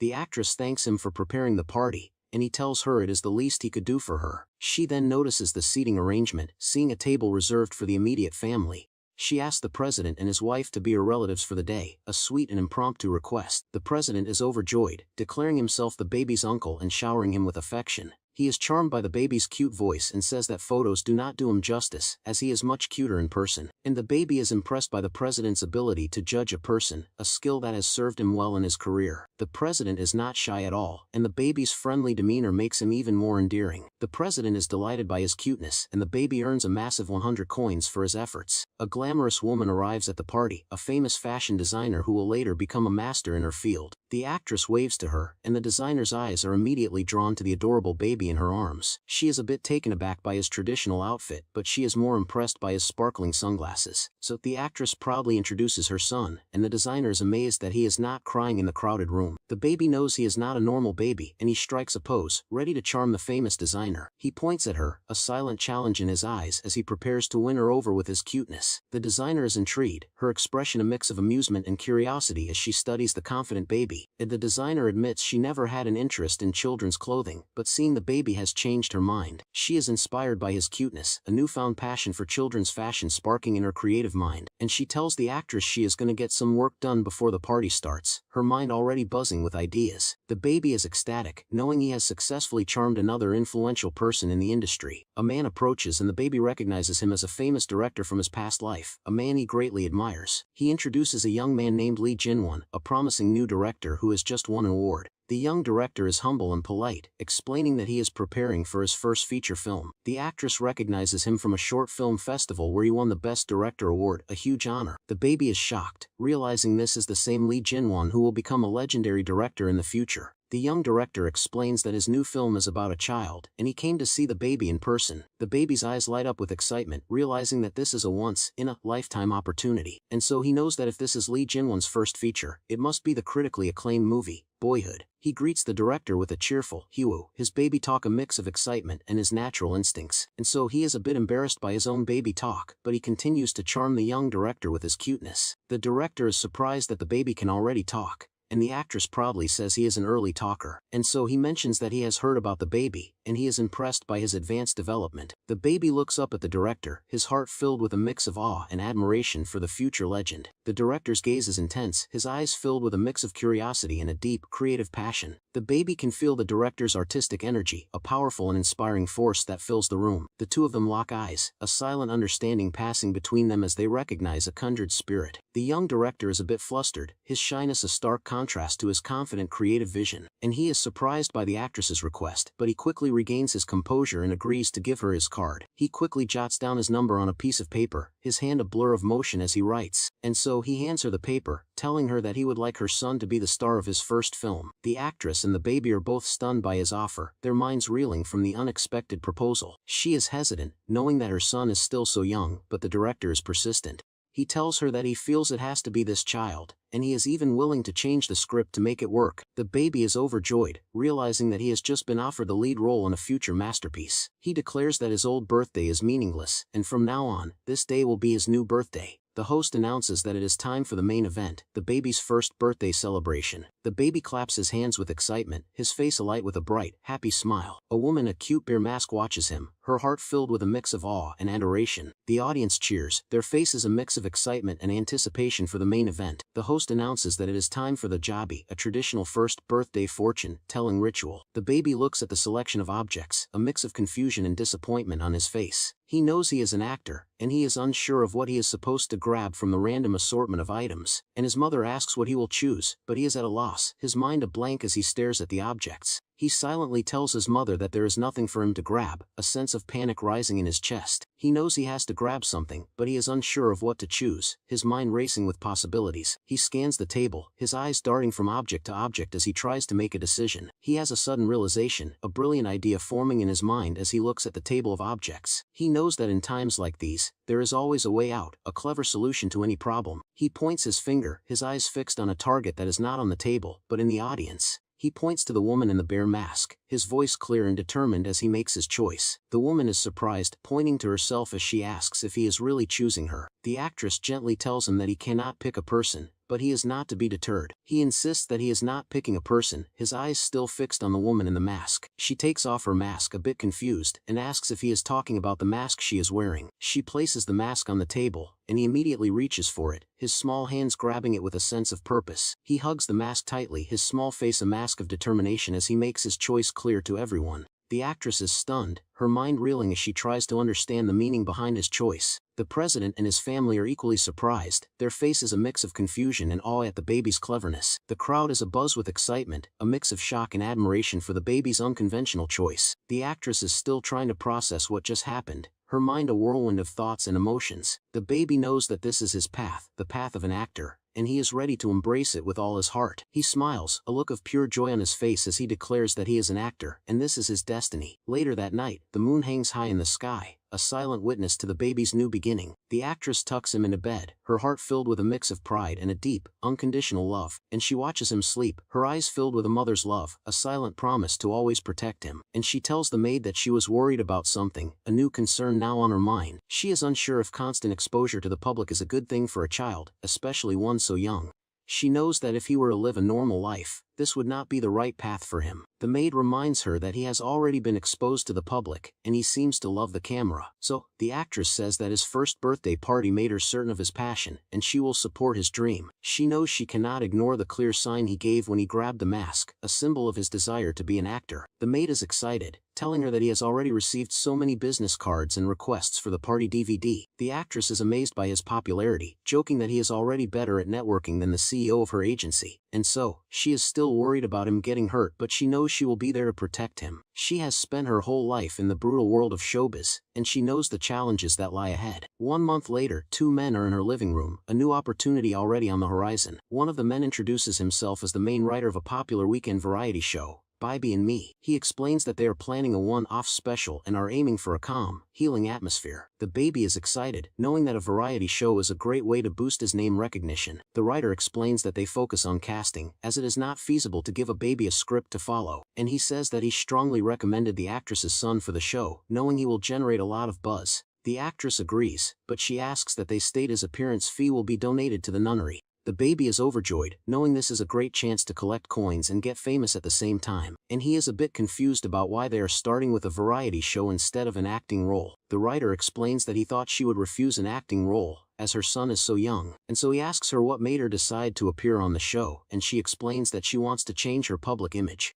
The baby looks up at his mother, his heart filled with a deep and profound love for the woman who saved him. She explains that she does not want her own weakness to be passed down to her son, a fear that haunts her, and he remembers his past life, a time when he had no support and had to fight for every role he got. He recalls the untrustworthy managers who were constantly being replaced, a stark contrast to his new life. He knows that being reborn and meeting his mother, who had died in his past life, is a salvation for them both. He is grateful for this second chance, a chance to have a loving mother and a supportive family. A camera flash goes off and he is momentarily startled, but he quickly regains his composure. He pretends to be asleep, aware of the camera and ready to give the performance of a lifetime. The crew is amazed by the perfect shot, but he can hear everything, his mind already planning his next move. And his mother tells him that she is busy today, and that some big brothers will be playing with him. And she asks if he wants to greet them at the door, and he eagerly agrees, his face alight with a bright smile. He waves his hand, a mix of excitement and anticipation as he prepares to meet his new playmates, and he gets into a crawling position, ready to race to the door and make a grand entrance. With a determined look, he crawls towards the door, his small body a blur of motion as he races to meet the guests. He peeks around the corner, his eyes wide with a mix of curiosity and a hint of shyness. A group of handsome young men greet him, their voices a cheerful chorus as they introduce themselves as the idol group, Hello. He is stunned by their sudden appearance, his mind reeling as he tries to process what is happening. He recognizes them as the first K-pop idols to ever win at the prestigious awards show, a huge honor. And so his mother introduces him to the group, asking them to take good care of her son for the day. The members of Yahello are completely charmed by him, their faces a mix of awe and adoration as they see him up close. He is in awe of the famous idols, a group he has only ever seen from afar at awards ceremonies. Seeing them up close, he notices a distinct difference in their aura compared to actors, a unique and captivating energy.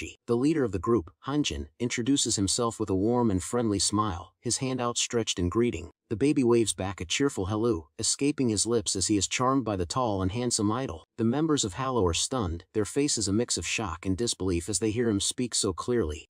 They are amazed that someone so young can speak so well, and they praise him as a clever and talented genius. And so Hanjin then asks if he can hold the baby, his eyes filled with a gentle and affectionate light. The actress agrees, and Hanjin carefully takes the baby in his arms, his movements slow and gentle. He holds him a bit awkwardly, his face a mix of nervousness and delight as he cradles the small child. The other members of the group gather around, their faces a mix of awe and adoration as they see him up close. The baby is a bit shy, but he is also secretly pleased by all the attention, his small heart fluttering with excitement. He knows that these admirable young men will one day become a K-pop group that feeds the entire nation. The members of Yahello are all charmed by him, their faces a mix of awe and adoration as they see him up close, and so the actress tells him to have fun with his new friends, promising that she will be right back. He clings to her, his small hands grabbing her shirt as he looks up at her with big, pleading eyes. He is on the verge of tears, his small face a mask of sadness as he realizes she is about to leave. The members of Yahello are worried, their faces a mix of concern and confusion as they see him about to cry. He clutches her shirt, his small hands a silent plea for her to stay, his heart aching with a sense of abandonment. He waves a small goodbye, his voice a soft and sad whisper as he watches his mother leave. The actress is heartbroken, her eyes filled with tears as she says her goodbyes, promising to see him soon. Hence the members of Yahello are a bit flustered, unsure of what to do now that they are alone with the baby. They start to play with him, giving him a piggyback ride that he seems to enjoy immensely, and so he laughs and pulls at the idol's hair, a mischievous glint in his eye as he has the time of his life. They then play the airplane game, lifting him high into the air as he squeals with delight. He soars through the air, his arms outstretched like wings as the members of Yahello catch him safely. They then play a game of tag, and he runs around the room, his small legs a blur of motion. The idols are having a great time, their faces a a mix of laughter and a hint of exhaustion from chasing him. He eventually tires them out, and they all collapse on the floor, their bodies a heap of playful exhaustion. They are all a bit overwhelmed, but they are also charmed by his energy and playful spirit. The baby, however, is feeling a bit anxious, the constant attention a bit much for his small heart. One of the members suggests they play ball, a new idea to keep the baby entertained and happy. He places a small red ball on the floor, telling the baby to kick it as hard as he can. And so, the baby is impressed by their endless ideas, a sign that they have done their research on how to play with a child. He knows it is his first time playing ball, and he is a bit nervous, but he is determined to give it a try. He takes a deep breath, his small body tensing as he prepares to kick the ball with all his might. He swings his leg, but his aim is a bit off, and he ends up kicking himself in the face. He falls to the ground a bit dazed and confused by his own clumsy attempt at playing ball, and so he wonders if he was at least a little bit cute, a small glimmer of hope in his embarrassed heart. One of the members tries to stifle a laugh, his hand covering his mouth as he tries to maintain his composure, but he cannot hold it in, and he bursts out laughing, his voice a mix of amusement and a hint of pity. One of the members scolds the other for laughing, worried that the baby's feelings might be hurt.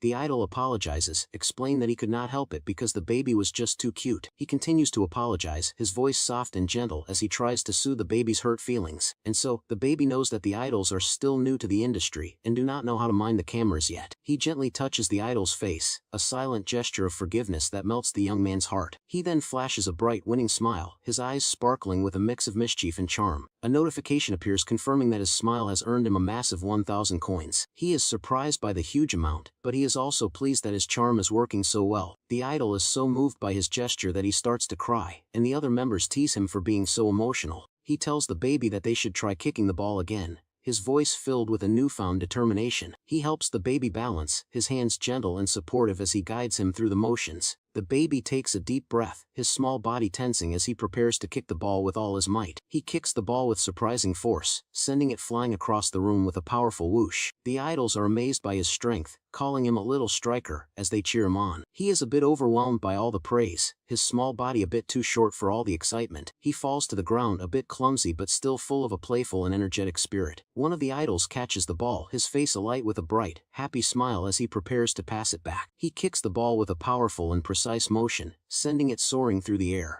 The baby watches the ball fly towards him, his eyes wide with a mix of excitement and a hint of fear. He knows that for an idol, their face is their fortune, and he is determined to protect his own at all costs. The idol sees the ball flying towards the baby, his eyes wide with a mix of shock and concern. He dives in front of the baby, shielding him from the impact with his own body. The baby reaches out his hand, a silent thank you to the idol who has just saved him from a potential injury. The ball hits the idol squarely in the face, and he falls to the ground with a loud thud. The baby is a bit shaken, but he is unharmed, thanks to the idol's quick thinking and selfless act. The other members of the group rush to their side, scolding the one who kicked the ball so high. They ask if the baby is hurt, their face is a mix of concern and relief as they see he is safe. The baby is relieved, his small hand covering his face as he lets out a sigh of relief. The other members are confused by the idol's dramatic fall, and they ask him why he fainted. The idol is overjoyed, his face a mix of pride and adoration as he tells everyone that the baby protected him, and so the leader is not impressed, telling him that it was a dangerous situation and he should have been more careful. He then teases him for being protected by a 1-year-old, asking if he is a princess in disguise.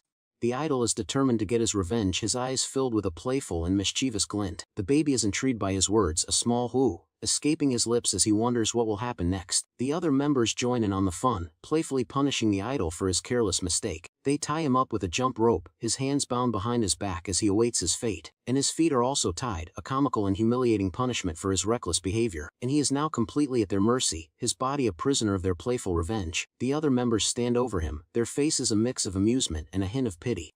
He knows he deserves the punishment, but he cannot help but feel a bit embarrassed by the situation. One of the members tries to pull the other off, but he is determined to continue the playful pile-on. The leader then lifts the baby into the air, a mischievous glint in his eye as he prepares to pounce. The baby is a bit overwhelmed by the chaotic energy, his small face a mask of confusion and a hint of fear. He wonders if this is how kids play these days, a bit taken aback by their rough and tumble style of fun. The idol at the bottom of the pile complains that they are too heavy, his voice a mix of amusement and a hint of pain. He wishes he had a cute little brother like this, and another member reminds him that he already has one. He dismisses his own brother as not that cute, a playful jab that has the others laughing. The baby looks up at him, a small smile on his face as he finds the idol's antics amusing, and he tells the idol that he is cute, a simple yet powerful compliment that melts the young man's heart. So the other members are a bit jealous, their faces a mix of awe and a hint of envy at the baby's charm. They all collapse to the ground, their bodies a heap of playful exhaustion, but their hearts are full of joy. The leader asks the baby to tell him he is cute too, his voice a mix of hope and a hint of desperation. The baby smiles, telling him that they are all cute, a sweet and diplomatic answer that pleases everyone. One of the members is so moved by his words that he asks the baby to appear in his dreams. The baby is a bit confused by the strange request, but he is also secretly pleased by the attention. The idol asks if he wants to go to sleep, but the baby is not quite ready to end the fun, and so he knows they are busy, but he also knows that he has them wrapped around his little finger. He calls out to them, a silent plea for them to stay and play with him a little longer, and he feels like he is the one putting them to sleep, a strange reversal of roles that he finds amusing. The leader suggests they watch TV, and the baby eagerly agrees, ready for a new adventure. One of the idols asks if he likes watching TV, and he eagerly agrees, though he prefers starring in them. And so another member remembers seeing him pick the mask at his Duljabi and wonders if it is the influence of his actress mother. He calls out to the baby, a knowing smile on his face as he sees the spark of a performer in his eyes, and he tells him that he also has a dream, a secret ambition that he wants to share with his new little friend.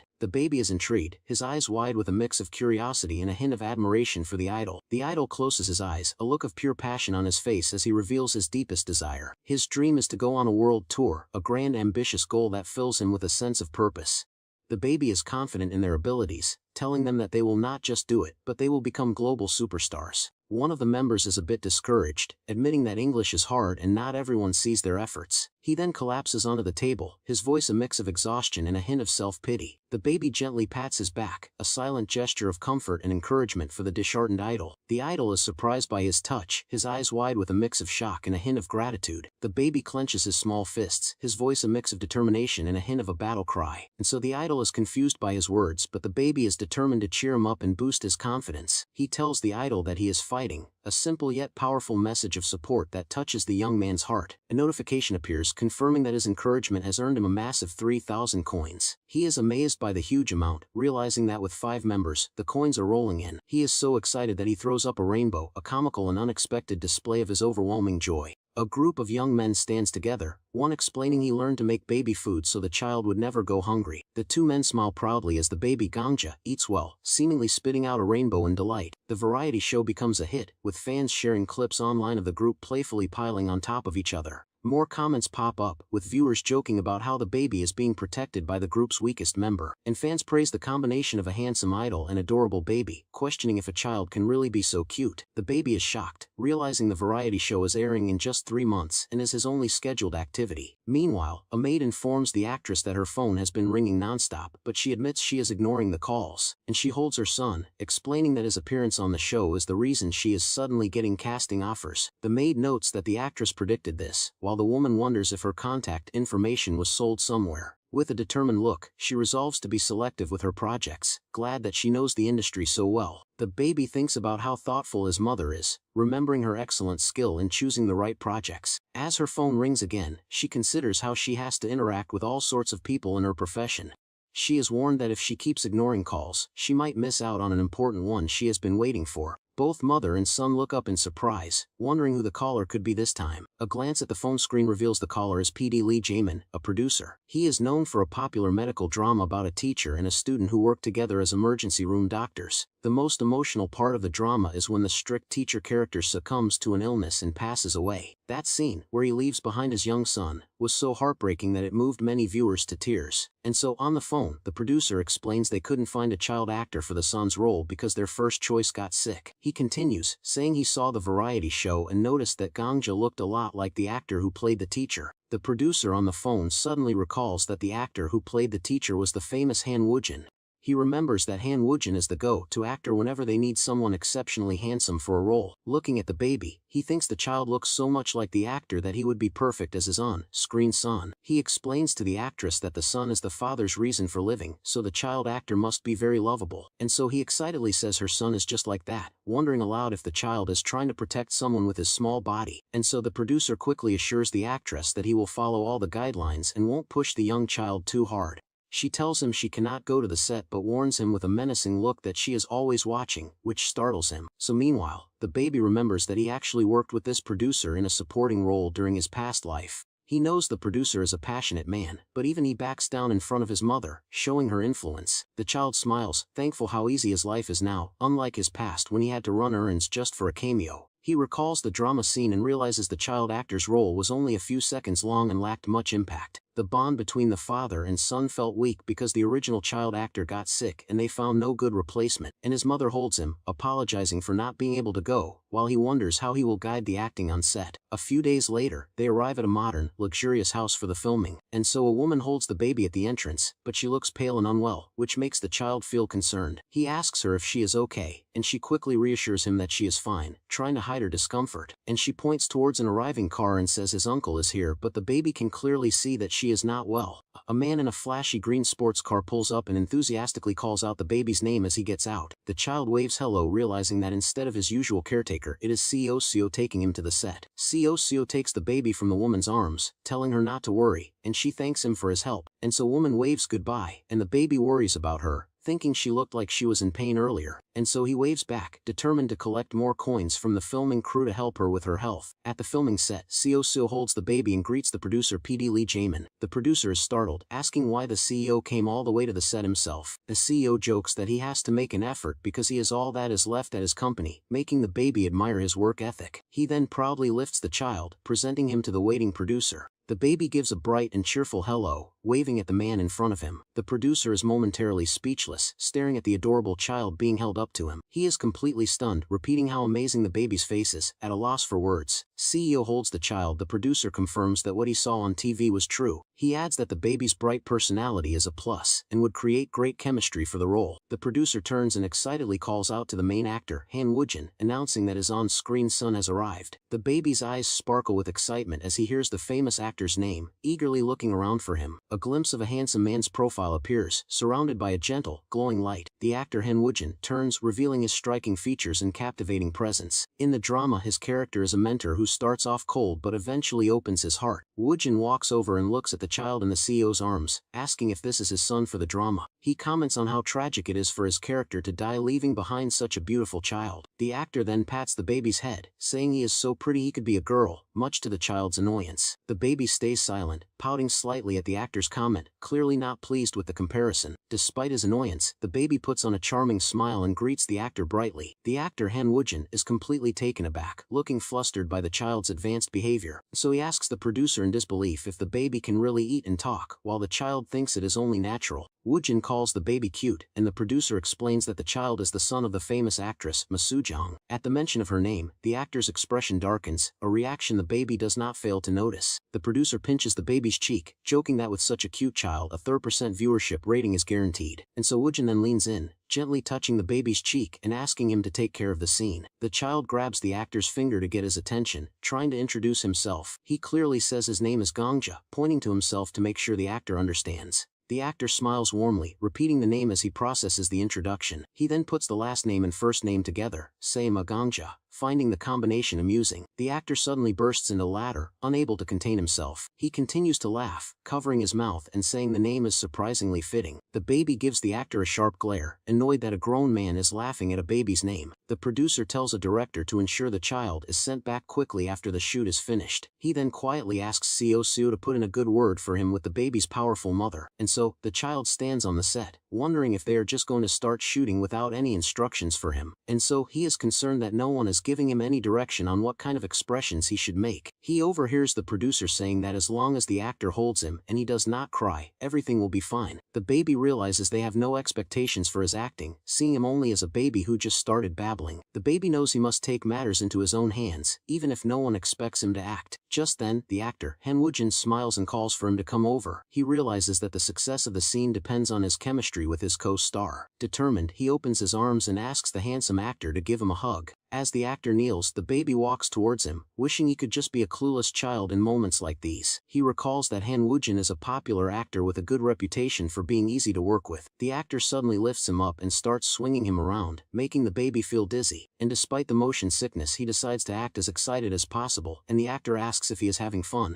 The child now understands why the actor might not have gotten along with his previous child co-star. He just does not know how to play with kids. He thinks the actor's playing style is way too intense and that any normal child would have started crying by now. Still, he puts his heart and soul into pretending he is having a great time to build a good relationship. The actor finally stops, collapsing onto a nearby hospital bed, completely exhausted. The baby is just glad he had enough stamina to endure it. Seeing the actor knocked out, the baby thinks he is both handsome and diligent for trying so hard just because he thought he was enjoying it. The producer nervously warns the actor he will make the child cry, but Woojin points to the baby's calm face. To prove his point, the actor playfully brings the baby's tiny hand to his mouth and starts nibbling on it gently. He continues the gesture, showing how comfortable and playful their dynamic is. The baby just stares with a confused expression as the actor keeps his hand in his mouth. Annoyed, he shoots the actor a sideways glare, thinking the man is being incredibly childish. The actor tells the producer the baby loves it, while the child wonders if he is the one being played with, and so Woojin starts to think he might be naturally gifted with children, but the baby silently calls that a disease of delusion, and the actor leans in, asking if the baby likes their playful interaction, and the child just looks up at him. Then, the baby calls him Hyung, which makes the actor blush as a notification confirms he earns 700 coins for it. As the actor hugs him tightly, the child thinks his performance is so convincing anyone would believe they are real father and son. The man gets emotional, saying he cannot bear the thought of his character dying and leaving such a sweet child behind. He turns to the producer and seriously asks if they should consider changing the drama's ending. Woojin insists on the idea, putting the producer on the spot by asking if they should really alter the script. The producer is terrified, silently calling the top actor a scary jerk for throwing his weight around on set. However, he sees an opportunity and decides to shoot more footage since the young child is so cooperative. The baby is thrilled with this outcome, clenching his fists in excitement now that he has secured more screen time. But more screen time means he needs to prepare a better performance for the scene where he sees his dying father. He knows the key to a good performance is empathy, which is most effective when the situation is relatable to the audience. And since he has no father, he decides to draw on his experience of waiting for his mother to come home from work, and the child resolves to think about his mom during the scene to channel the right emotions for his character. As he has this thought, the actor suddenly feels a strange chill and looks around, sensing an odd presence. Instinctively, the baby grabs the actor's shirt, about to call out for his mama out of pure habit. He quickly corrects himself, looking up at his on-screen father and calling him Papa, silently apologizing to his real mom. The actor thinks back on his character, a mentor who wasn't warm at first but grows into a beloved, heartfelt figure. He remembers first seeing the child, asking the CEO if this was the one who would be playing his son. The memory of his character's tragic fate and leaving behind such an innocent-looking child comes flooding back. He also recalls his first interaction, patting the boy's head and teasing him for being as pretty as a girl. The baby remains silent, looking thoughtful after being teased by the actor, but he quickly replaces his pout with a bright smile, greeting the actor cheerfully. His advanced greeting completely stuns the actor, who looks on in disbelief, and he asks the producer if the baby can actually talk, while the child finds the question silly. Woojin is charmed by the cute child, and the producer explains he is the son of actress Ma Soo-jung. The actor's expression suddenly darkens at her name, a change the baby quickly notices. The producer pinches his cheek, confident that his cuteness will guarantee high ratings for the show. Woojin then leans in, gently touching the child's cheek and asking him to do well in the scene. A moment later, the baby grabs the actor's finger, determined to properly introduce himself. He clearly states that his name is Gongja, pointing to himself to make sure the actor understands. The actor smiles warmly, repeating the child's name with a gentle expression. He then combines the last and first name, Sayama Gongja, as the sound of it sinks in. A moment later, the actor bursts into laughter, unable to hold it back any longer. He laughs uncontrollably, covering his mouth while saying the name is surprisingly fitting. The baby glares at him, clearly annoyed that a grown man is laughing at his name, and the producer instructs a director to prepare for the shoot and send the child home right after. And so, he then quietly asks for someone to put in a good word for him with the baby's influential mother. Meanwhile, the child stands on set, wondering if they will film without giving any directions, and he is concerned, realizing he has not even seen the script for the scene yet. The baby closes his eyes in frustration, knowing he needs to know what expressions to make. He overhears the crew's low expectations, only caring that he does not cry, which he finds ridiculous. But he understands their perspective, as it is weird to expect a babbling baby to follow complex acting directions. Still, he is determined to defy their assumptions and show them his true capabilities on set. Just then, the handsome actor Han Woojin smiles warmly and calls for the baby to come over to him. The child realizes the success of the scene hinges on building good chemistry with his co-star. He decides to get close, reaching his arms out and asking the actor for a hug to start things off. As the man kneels, the baby walks into his arms, wishing for a moment that he could just be a normal, clueless child. He recalls what he knows about the actor, that he has a good reputation for being easy to work with. Woojin lifts him up playfully, and despite feeling dizzy, the child forces himself to act as excited as possible. He quickly understands why the previous child actor might have had issues. This man simply does not know how to play with kids. The actor's style is so intense that he thinks any other child would have started crying from the rough play. Nevertheless, he pretends to have fun with all his might, committed to creating good on-screen chemistry. The intense play session ends with the actor collapsing onto a bed, completely exhausted from the effort. The baby looks down at the knocked-out man, thinking he is both handsome and diligent for trying so hard. A producer warns that the actor will make him cry, but Woojin points out that the child is perfectly fine, and to demonstrate their bond, he playfully brings the baby's tiny hand to his mouth and starts nibbling it. He continues the gentle gesture, trying to show everyone how comfortable they are with each other. The child just watches with a confused expression as the actor keeps his hand in his mouth. Annoyed by the strange act, he gives the man a sharp glare, thinking this behavior is incredibly childish. Woojin proudly tells the producer the baby loves it, while the child wonders who is really playing with whom. The actor proudly thinks he might be naturally good with kids, but the baby silently calls his delusion a disease. The man leans in, asking the child if he enjoys their playful interaction, waiting for a response. The baby then calls him Hyung, and a notification confirms the actor liked it, earning him 700 coins. As the actor hugs him tightly, the child thinks his performance is so convincing they could pass as real father and son. The man gets emotional, saying he cannot bear the thought of his character dying and leaving such a sweet child behind. He turns to the producer and seriously asks if they should change the drama's ending, but the baby internally objects. The actor insists, putting the producer on the spot by asking if they should really alter the script for him. The producer is terrified, silently calling the top actor a scary jerk for throwing his weight around on set. But he sees an opportunity and decides to shoot more footage since the young child is so cooperative. The baby is thrilled with this outcome, clenching his fists in excitement now that he has secured more screen time. But more screen time means he needs to prepare a better performance for the scene where he sees his dying father. He knows the key to a good performance is empathy, which is most effective when the situation is relatable to the audience. And so since he has no father, he decides to draw on his experience of waiting for his mother to come home from work. And so, the child resolves to think about his mom during the scene to channel the right emotions for his character. As he has this thought, the actor suddenly feels a strange chill and looks around, sensing an odd presence. Instinctively, the baby grabs the actor's shirt, about to call out for his mama out of pure habit. He quickly corrects himself, looking up at his on-screen father and calling him Papa, silently apologizing to his real mom. Meanwhile, back at home, a furious voice yells out, cursing the actor Han Woojin's name. It is the actress, angry that the man is trying to take her son, but her maid reminds her the baby is still on set. The woman quickly collects herself, realizing she was getting carried away by her emotions. The baby is shocked by his mother's menacing thoughts, realizing she is not toning down her anger at all. On set, Seo begs the actor not take the child, fearing the mother's wrath, while another man clings to him. The actor cheekily asks the CEO to sacrifice himself in his place, making the baby think he is completely insane. He sighs, concluding that all this chaos and drama must be happening simply because he is too cute. His eyes widen in sudden realization as a thought crosses his mind. Back at the house, the maid looks on nervously as the actress rolls up her sleeves, ready for a fight.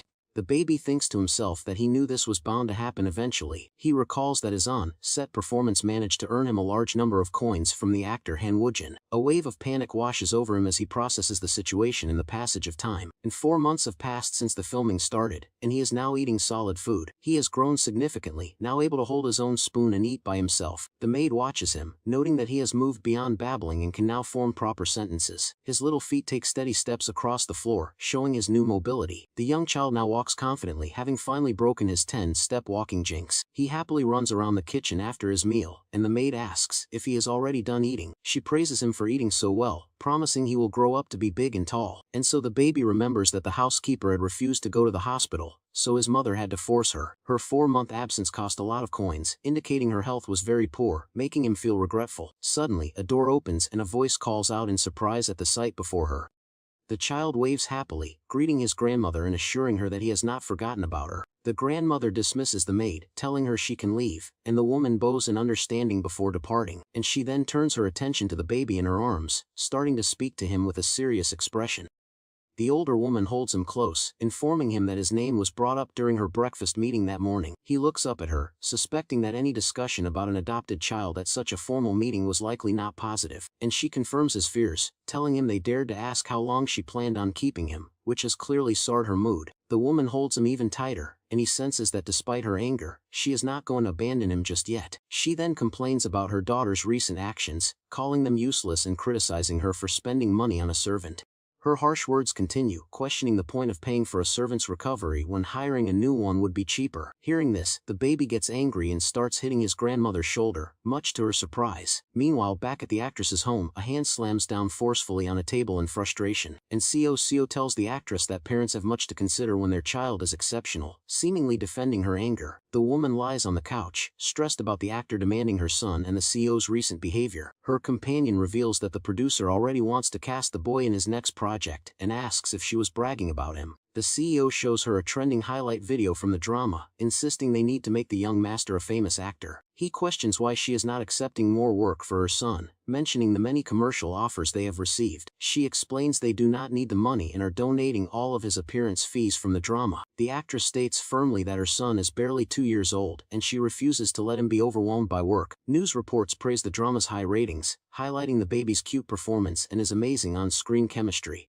The woman still cannot believe the producer changed the drama's ending just for her son, something she never would have imagined, and so the new ending shows a grown-up version of his character walking through the hospital, greeting everyone as a doctor. And this new final scene mirrors the first episode, where the main character also made his entrance by greeting people. The man introduces himself as Kang Jua, creating a book and narrative structure that the CEO and actress find very effective. The young man looks down with a gentle and slightly melancholic expression on his face. The new ending implies that the original main character will now become a mentor to the grown-up son of his late teacher, and the CEO gets emotional, saying the thought of the baby growing up like that makes him tear up, while the actress agrees. He then asks if her son will need a manager, adding that he would not mind taking him around himself forever. The woman explains that more than a manager, he needs a nanny, especially since their regular housekeeper is still in the hospital, and she asks the CEO if he happens to know anyone diligent who could take on the role. The man pauses for a moment, a thoughtful expression on his face as he considers her request. He then smiles, confirming that there is actually one person who comes to mind for the job. The actress looks up, surprised and curious, asking him who this person is, and so he tells her he will introduce them later, but for now, she should answer her constantly ringing phone. Suddenly, she lets out a piercing scream, throwing her phone across the room in a state of panic. The CEO rushes to her side, asking what happened, but she just looks terrified and asks him to pray for her soul. A look at the cracked phone screen reveals a call from a glamorous blonde woman, the source of her fear. Sometime later, a man on a video call cheerfully greets the baby, telling him he is cute again today. The child notes that the man has been getting a lot of screen time himself, as his voice is hoarse from taking so many calls. He gratefully explains that the baby's fame has helped his company's rookie get work, which impresses the child. He then announces that they will be shooting a commercial together later that day. The man reveals the concept is a fairy tale, and the baby looks up in excitement, exclaiming that he loves fairy tales.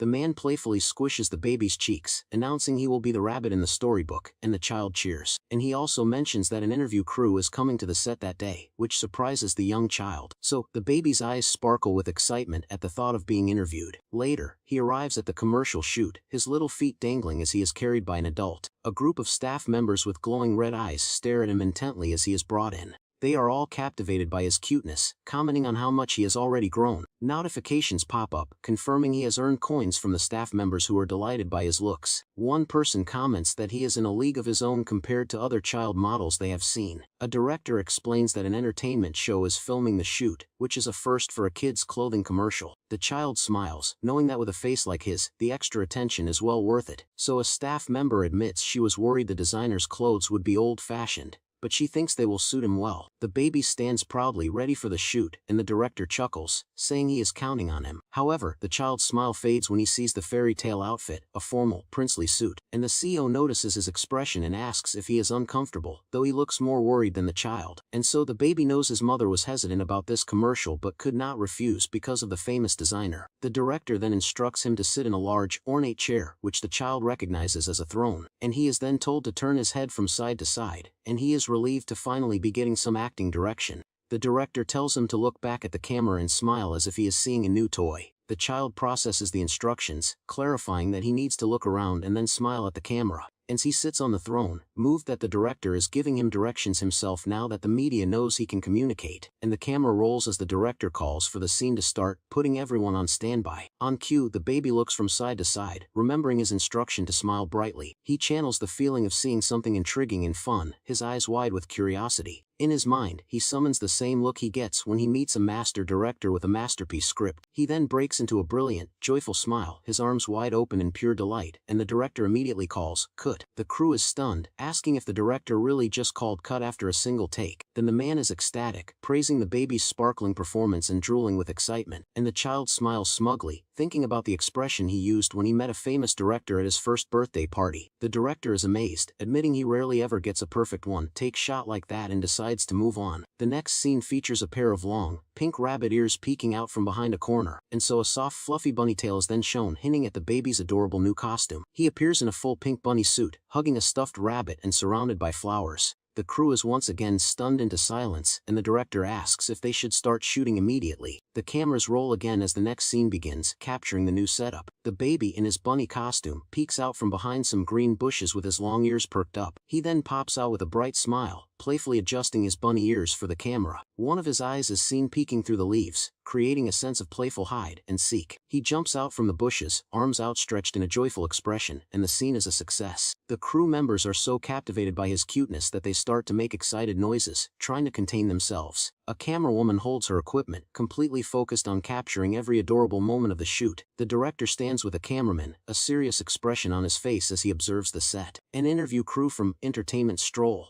arrives, their cameras and lighting set up for the scheduled interview, and staff is so mesmerized by the baby's cuteness that they forget he is just a child, taking countless pictures. A reporter holds a microphone, greeting the viewers and announcing they are at the famous baby's commercial shoot. The child sits for the interview, happily introducing himself to the reporter and the cameras, and the female reporter is overcome with emotion, clutching her chest as she is overwhelmed by his adorable presence. She starts the interview, asking him what he likes the most, eager to hear his answer. With a bright, joyful smile, the baby enthusiastically shouts out that he loves his mama more than anything. The reporter is flustered again, her heart fluttering in his sweet and innocent response. She apologizes for her reaction, admitting she cannot stay calm in front of him, and then asks about the boy band Yahello. The baby confirms that he remembers the members of Yahello, and the reporter is delighted. He briefly worries if he answered too quickly, but then dismisses the thought, confident in his own genius. He shakes his head, ready for the next question, maintaining his composure like a professional. The reporter asks which member of the group he likes the most, a question the child was fully expecting. He pauses for a moment before giving his answer, carefully choosing his words to be diplomatic. He confidently states that he likes all of them, a safe and charming response that surprises the reporter. She asks if he is saying that because he does not want to hurt anyone's feelings, and the child just smiles mysteriously, thinking to himself that being so thoughtful is simply his fate. The reporter is completely charmed, admitting that her cheeks hurt from smiling so much during the interview. The baby then mimics her action, pinching his own cheeks, and she asks if she can pinch them too, to which he happily agrees. The reporter gently holds the baby's face in her hands, her touch soft and affectionate as she looks at him. He responds with a brilliant, happy smile, clearly enjoying the attention and affection from the reporter. And so following the commercials airing, the outfits he wore in the shoot completely sold out, proving his massive popularity. The young child sits on the floor and asks the man standing over him if he is scared. Flustered, the man known as Duck Su quickly denies it, looking away with a nervous expression. He then admits it's the first time he has ever seen a baby who doesn't cry after looking at him, and the child's mother is shocked by his confession, feeling an immediate sense of kinship with the man, and she grabs his hands firmly, expressing that they are fellow sufferers who can sympathize with each other. Dexu seems taken aback by her sudden gesture and awkwardly reminds her about the interview. Later, the woman sits on the sofa with her son, thanking Mr. Dexu because the child wasn't hurt, and so, he humbly replies that it was nothing, and that he was honored to have helped them out, and so the man adds that it was a privilege to hold the young boy, who seems unimpressed by the compliment. His mother then changes the subject, asking how he knows Seoseo, and he explains that he met him by chance while working at a snack bar that the CEO's family often visited, and she is surprised to hear that he used to work at a snack bar, holding her son close. A flashback shows him serving food at the snack bar, as the child looks on with a skeptical expression, and the man proudly states that the business has been run for 3 generations, with his older brother in charge now. And so impressed, the woman comments on its history and tradition while hugging her son tightly. She then asks about his early childhood education degree, and he confirms he dreamed of being a kindergarten teacher, and so, he explains that he couldn't get a job in the field because nobody would hire him with his intimidating face. But he didn't give up on his dream and instead focused on saving money however he could, and his goal was to run a kindergarten himself, thinking that being a principal was a good alternative. As he speaks, the baby suddenly thinks of someone else who has a similar appearance. The woman wonders if it would be okay for him to be just one child's helper, as her son looks on with a stressed expression. The man looks down with a blush, saying this is about Ganja specifically. He clutches his chest, overcome with emotion as he repeats that her son is the first child who doesn't cry when seeing him. The mother looks on with a wide-eyed, surprised expression, listening to his heartfelt confession. With a knowing smile she addresses Mr. Dek Su, having made a decision, and so she tells him that he's hired and warmly asks him to please come with them. The man looks up, completely overwhelmed with joy and relief by her offer. She then adds that she is in the same situation, as her son is the only child she gets along with.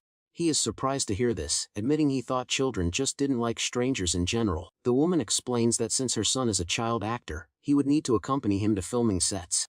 He confidently replies that he heard she was looking for a lev in nanny. The man adds that his house is in Bong X Dong, so living in would be better than commuting, and the child suddenly shouts in protest, completely against the idea of the man selling his house. Mr. Xu looks over, confused by the baby's sudden and strong outburst. The mother is also surprised by her son's reaction to the mention of Bong X Dong. The boy frantically shakes his head, thinking that property values there will skyrocket soon, and she explains to the man that her son seems to be talking about the house, asking if he wants him to commute. Seeing the child's reaction, the man agrees that he won't sell his house and will commute instead. The mother asks if that would be okay, while her son thinks the man will have to bow to him later. She then turns to her son with a gentle smile and asks him if he likes the uncle. The child looks on with a serious expression, considering his mother's question about the man. He observes the nervous man, thinking he must have been hurt by children before but has found the right place now. With a bright, cheerful smile, the boy thinks to himself that he is not an ordinary kid. Sue stares back, completely surprised by the child's warm and accepting expression. Overcome with emotion, the man suddenly starts to cry, tears streaming down his face. The mother watches the scene unfold, her own eyes widening with surprise and emotion. In a brief flashback, she recalls seeing a child for the first time. Tears well up in her eyes as she remembers that even then, he didn't feel like a stranger. Back in the present, she bites her lip, trying to contain her own overwhelming feelings. The child becomes flustered seeing both adults crying, finding the situation increasingly difficult. He grips his shirt tightly and calls out to Duck Sue to get his attention. While sitting on his mother's lap, he turns to the man and encourages him to smile. The man sniffles, trying his best to compose himself after the child's kind gesture, and his mother smiles warmly, thinking it is an honor that Mr. Duck Sue will be working with her son. Duck Sue announces he can start working immediately, putting aside his plans to organize his house. The baby gives him a skeptical side eye, still concerned about the man's housing plans. But when the man adds that he'll look into renting, the child breaks into a satisfied smile. The mother asks if he can help her right away, and he eagerly agrees to start. Getting ready to work, he picks up a large gray cloth to use as a makeshift apron. He then ties the cloth neatly around his waist, prepared to begin his new job. He carefully wipes a kitchen knife with a cloth, showing his precision and focus on his task. The child watches in amazement as the man moves with surprising skill, cooking with flair and energy. With a proud look, he presents a beautifully arranged bento box, announcing that the food is ready. A small fork reaches for a piece of the perfectly cooked rolled omelette inside the lunch box. The boy takes a big bite, his cheeks puffed out as he happily enjoys the delicious meal. Suddenly, he is struck with awe, his eyes wide with shock and delight at the incredible taste. He feels like he's floating in the air, completely blown away by how delicious the food is. Sometime later, an elderly woman sits with the child, mentioning she already filmed something again. The boy notes this is his grandma. She says she hears talk about him everywhere, feeling embarrassed. The child observes that she seems stiffer than usual, but the talk is good this time. The woman turns her gaze to the young boy, her expression softening slightly as she evaluates his appearance. He looks up at her, realizing it is rare for her to comment on his looks like this. The child crawls toward her, excited for a compliment, but she tells him not to think she has accepted him. The older woman sternly reminds him that he is just something attached to her daughter. He watches her, noticing she is struggling to finish her sentence, trying to call him a name. She eventually gives up and says to forget it. The child realizes she stopped herself from calling him a mongrel, and he then hugs her leg, getting her attention by calling out the word son. When she asks what he means, he happily declares that he is his mommy's son. Annoyed, she asks why he is her daughter's son, muttering that she found him on the street. Lying on his back, he smiles brightly and explains it is because his mommy loves him very much. Just then, an elderly man with a cane walks in, surprised to find the woman there. The older woman turns away, her expression unreadable as she leaves the room. A man comments on her frequent visits to the annex lately, his tone thoughtful. And elsewhere, a woman named Li Gyong confirms her identity over the phone, mentioning a favor she asked a reporter about. Back in an office, the child's mother asks a man about the paparazzi swarming their house. He nervously replies that he's overstepping his authority by even addressing it. She explains her son's fame grew after the commercial, making it unsafe to go out, but she adds that home isn't safe either. And confused, the man asks about their tight security, wondering how there could be a threat at home. She reveals her suspicion that someone bought a reporter, but she hasn't dealt with it yet. The woman decides they need a live-in person to look after her son, and her companion thinks this is the perfect solution, and so reminds her about the person he offered to introduce, revealing he already contacted them and they were happy to accept. She looks intrigued and asks him what kind of person they are. With a confident smile and a thumbs up, he personally guarantees their sincere and trustworthy character. He tells her she'll see how genuine they are once she gets to know them, which she finds a bit vague. He continues praising the person, describing them as someone who is like a monk and always helps others. Growing a bit desperate, he puts a hand to his chest and asks if she doesn't trust him, urging her to just meet them first. The woman gives him a suspicious look, clearly not convinced by his enthusiastic recommendation, and he crosses his arms with a pout, pleading for her to have a little more faith in him. 1 week later, the young child is seen lying alone on a large bed next to a smartphone. He gets up and looks down at the phone, a determined expression on his face. He thinks about the coins he has accumulated but wants to see for himself just how famous he has become. He lies on the bed, thinking about all the gushing comments and feedback he wants to see online. Rolling around, he decides he must find out the price he'll have to pay to get a smartphone. A notification pops up stating it will cost 100 coins just to view the price, which leaves him in shock. And despite the high cost for just a look, he steels his resolve and decides to find out anyway. And so the system reveals the price for him to get a smartphone is for his mother to give up 3 movies. And he is completely baffled by this condition, his mind filled with nothing but question marks. The boy closes his eyes, wondering if she is adjusting her schedule because she thinks he feels lonely. Just then, his mother's cheerful voice calls out to him, and he realizes it is exactly something she would do, and she picks him up and gives him an affectionate kiss, asking if he had a good dream. He happily says yes, thinking about his smartphone dream, but ultimately decides to give up on it for her sake. His mother then tells him a new uncle is coming today and asks if he wants to say hello with her. A woman peeks in to announce that the interview preparations are complete, which surprises the child. A man in a red suit and dark sunglasses sits imposingly on the living room sofa. He has a stern expression, his sunglasses hiding his eyes, and a visible scar on his cheek. The boy's mother stares at the visitor, completely shocked by his intimidating appearance. The child thinks the man looks like he is here to pressure someone, wondering if a company went bankrupt. With a serious tone, the man looks up and announces that he is here for the nanny interview. The boy is in utter disbelief, questioning if this is seriously the person who is supposed to take care of him. He observes the man's muscular build, thinking he looks reliable, perhaps a little too reliable. And so, a faint blush appears on his cheek as a sudden thought occurs to him, wondering if this could be the person from before. As the women watch, the young boy suddenly runs toward the man in the red suit, and his mother asks where he is going. He suddenly loses his balance and trips, falling backward as his mother cries out his name in alarm. Reacting in an instant, the man lunges forward, determined to catch the falling child. He reaches out with both hands, moving with surprising speed and agility to intercept the boy. The man catches him and dives to the floor, using his own body to cushion the fall, much to the mother's surprise. She looks down at the man lying on the floor with her son and calls out his name, Dak-su, in concern. As he lies there, he asks the child if he is alright, confirming the boy's suspicion that this is the same person. Held securely in his arms, the child feels the man's muscles and assures him he is okay, wondering if the man is nervous. The boy then confidently introduces himself and asks the stranger for his name. The man introduces himself as Kim Dak-su, while thinking to himself that the child is cute, and the table is filled with a variety of healthy and perfectly balanced dishes, all looking incredible. He continues to eat happily, impressed by the high quality of his new diet. Later, the man proudly notes how well the boy eats, feeling moved by the time they spend together.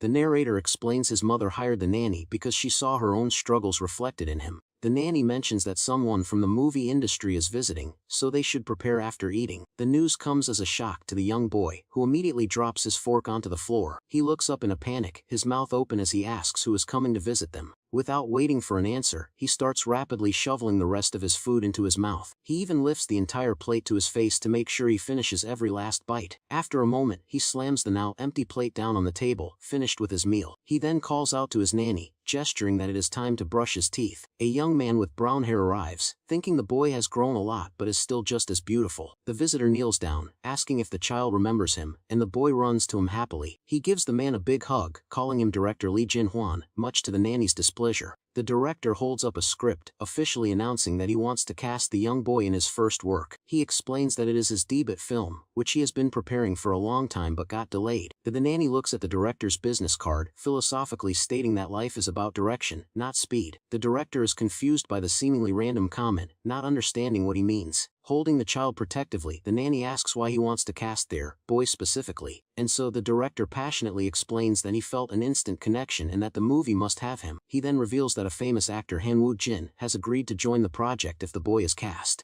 The boy looks stressed, recalling the overly affectionate actor with a strained expression. The director admits the movie desperately needs investment, which Han Woo-jin's name would secure. He explains that another potential investor is demanding their own son be cast as a condition. If that happens, the director worries the entire casting will become a mess, ruining the film.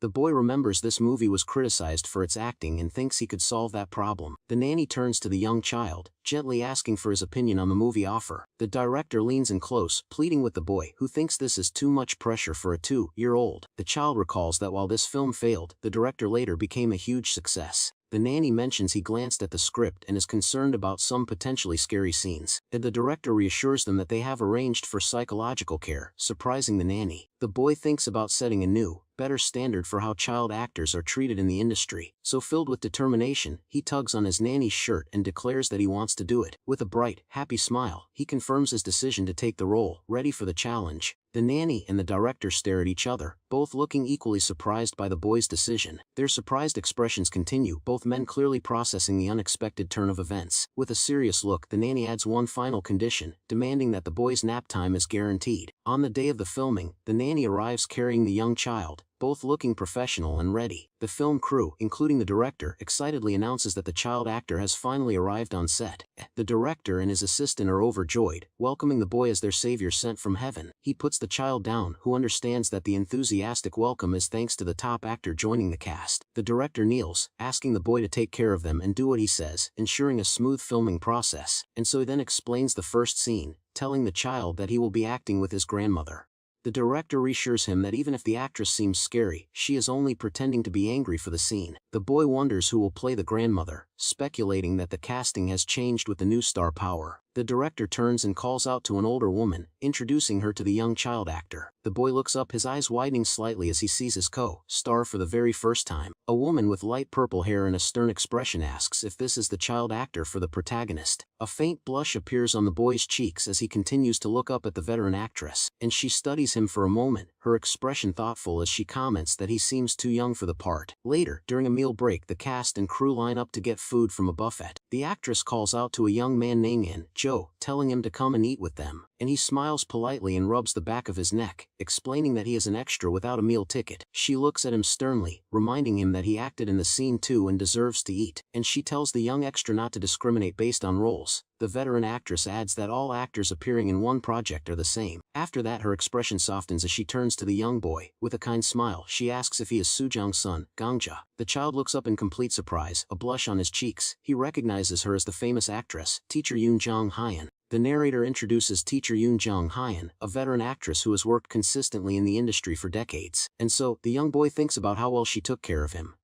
It is his first time meeting someone he had such a close relationship with. He tells the famous actress that everything she wears sells out immediately, showing how popular she is. A crew member then adds that they even changed a drama's ending because of her. The actress asks if the boy also appeared in that show. She questions if the child can act well, doubting his ability because of his age. The boy remembers she is always fair about acting. The actress accuses the director of casting the boy based only on his looks. The director looks nervous, knowing it was because of an investor, and she admits that she does not get along well with child actors. The director says he will give good directions and that the boy is used to cameras. She then asks if the child can even communicate. He overhears her complaining about insomnia and headaches, which surprises him. A system window then appears, offering to cure insomnia for 77 coins. As a price, he will smell like lavender for a month. The boy closes his eyes, annoyed by the thought of smelling like lavender for a whole month, but he remembers she was like a mentor to him and accepts the cost. The system confirms the action has been executed. Suddenly, the veteran actress lets out a big yawn, feeling an unexpected wave of sleepiness. She holds the boy close, saying she feels sleepy and that he reminds her of her grandmother. And just then, a staff member calls out, telling the child actor that it is time to get ready for the scene. The actress gently puts the boy down on the ground, telling him that he should go now to prepare. She tells the director she thinks she can finally sleep well and that they should film quickly. The boy runs towards the staff. As the young actor walks away with the crew member, the actress yawns again, still feeling drowsy. The staff member explains that she is usually too on edge to even close her eyes on set, and the boy agrees. And so he then points to a large fan nearby, telling the boy that he will feel the wind from it during the scene. The director then asks him give a small, subtle smile for the camera.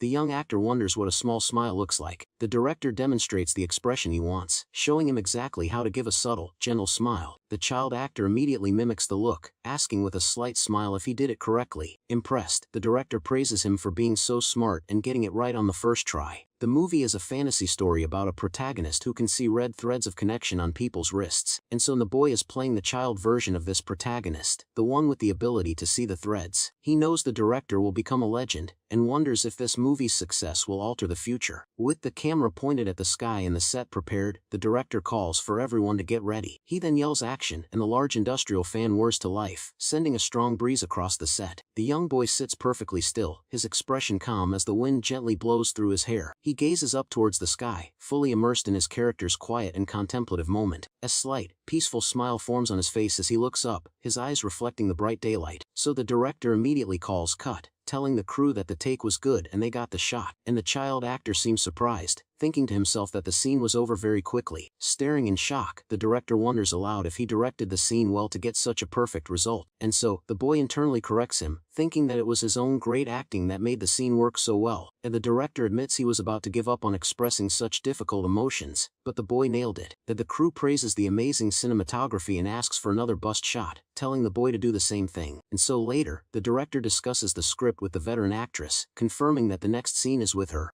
The boy thinks about how the role was changed from an unknown actor to teacher Yoon, ensuring a better performance. He feels he can now immerse himself in the scene, ready to act alongside the talented actress. The director explains the next scene, telling the boy that the grandmother character is going to scold him harshly.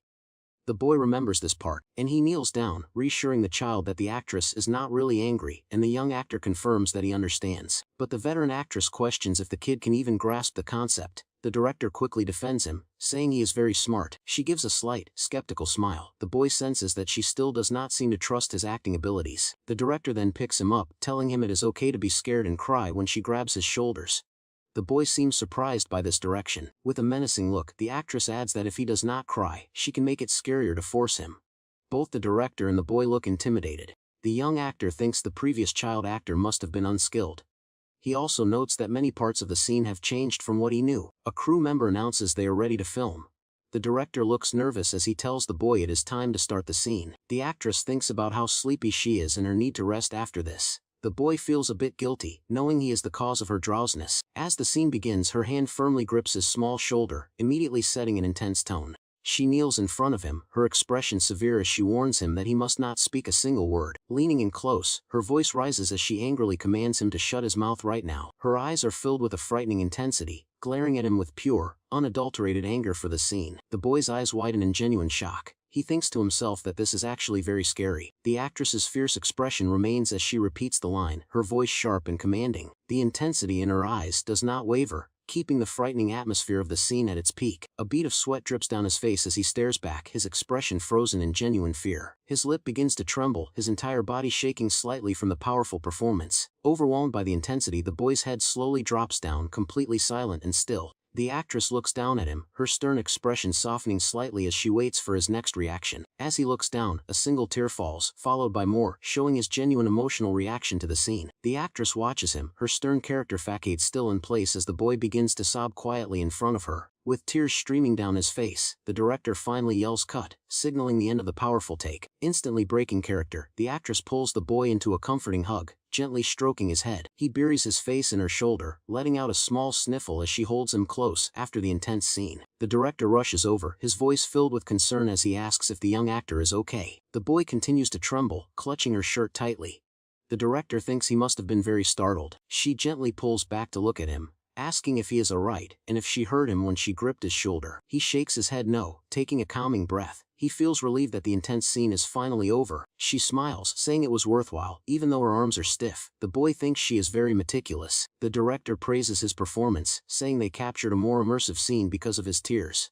He thanks the boy for his hard work. The actress smiles warmly, explaining that she was also being sincere while acting with him, and she then looks at him with a proud and gentle expression, asking if he thinks he did a good job. A warm light fills the room as she gently touches his cheek, creating a peaceful and tender moment between them. Later, the scene shifts to a bright, sunny day at a beautiful, calm beach with gentle waves. A man who appears to be his guardian tells him not to go too far as he runs toward the ocean, and the boy agrees. As he stands by the water, he thinks that this is his last scene. He wishes he had more screen time. Later on, he stands on a street feeling frustrated about how slowly time is passing. He wants to grow up faster. His attention is then drawn to a group of people gathered nearby, creating a small commotion on the street. He spots the actor Han Woo Jin among the crowd and wonders with annoyance why he is showing up again. The popular actor Han Woo Jin turns his head, his sharp gaze fixed on something just off screen with a serious expression, and his focus is revealed to be the small child standing alone on the sandy shore, watching the waves roll in, and suddenly, his expression brightens into a wide, radiant smile as he excitedly calls out the young boy's name. He asks if the child remembers him. The boy recognizes the famous actor, noting how he shines even from a distance. Kneeling down, the man comments on how much the child has grown. The boy thought they would have met on set since they are in the same movie. The actor then pulls him into a tight, affectionate hug asking if he missed him. The boy denies it internally but verbally agrees. Continuing the hug, the man says he missed him too, even getting his hair pulled by someone named Sujong because of it.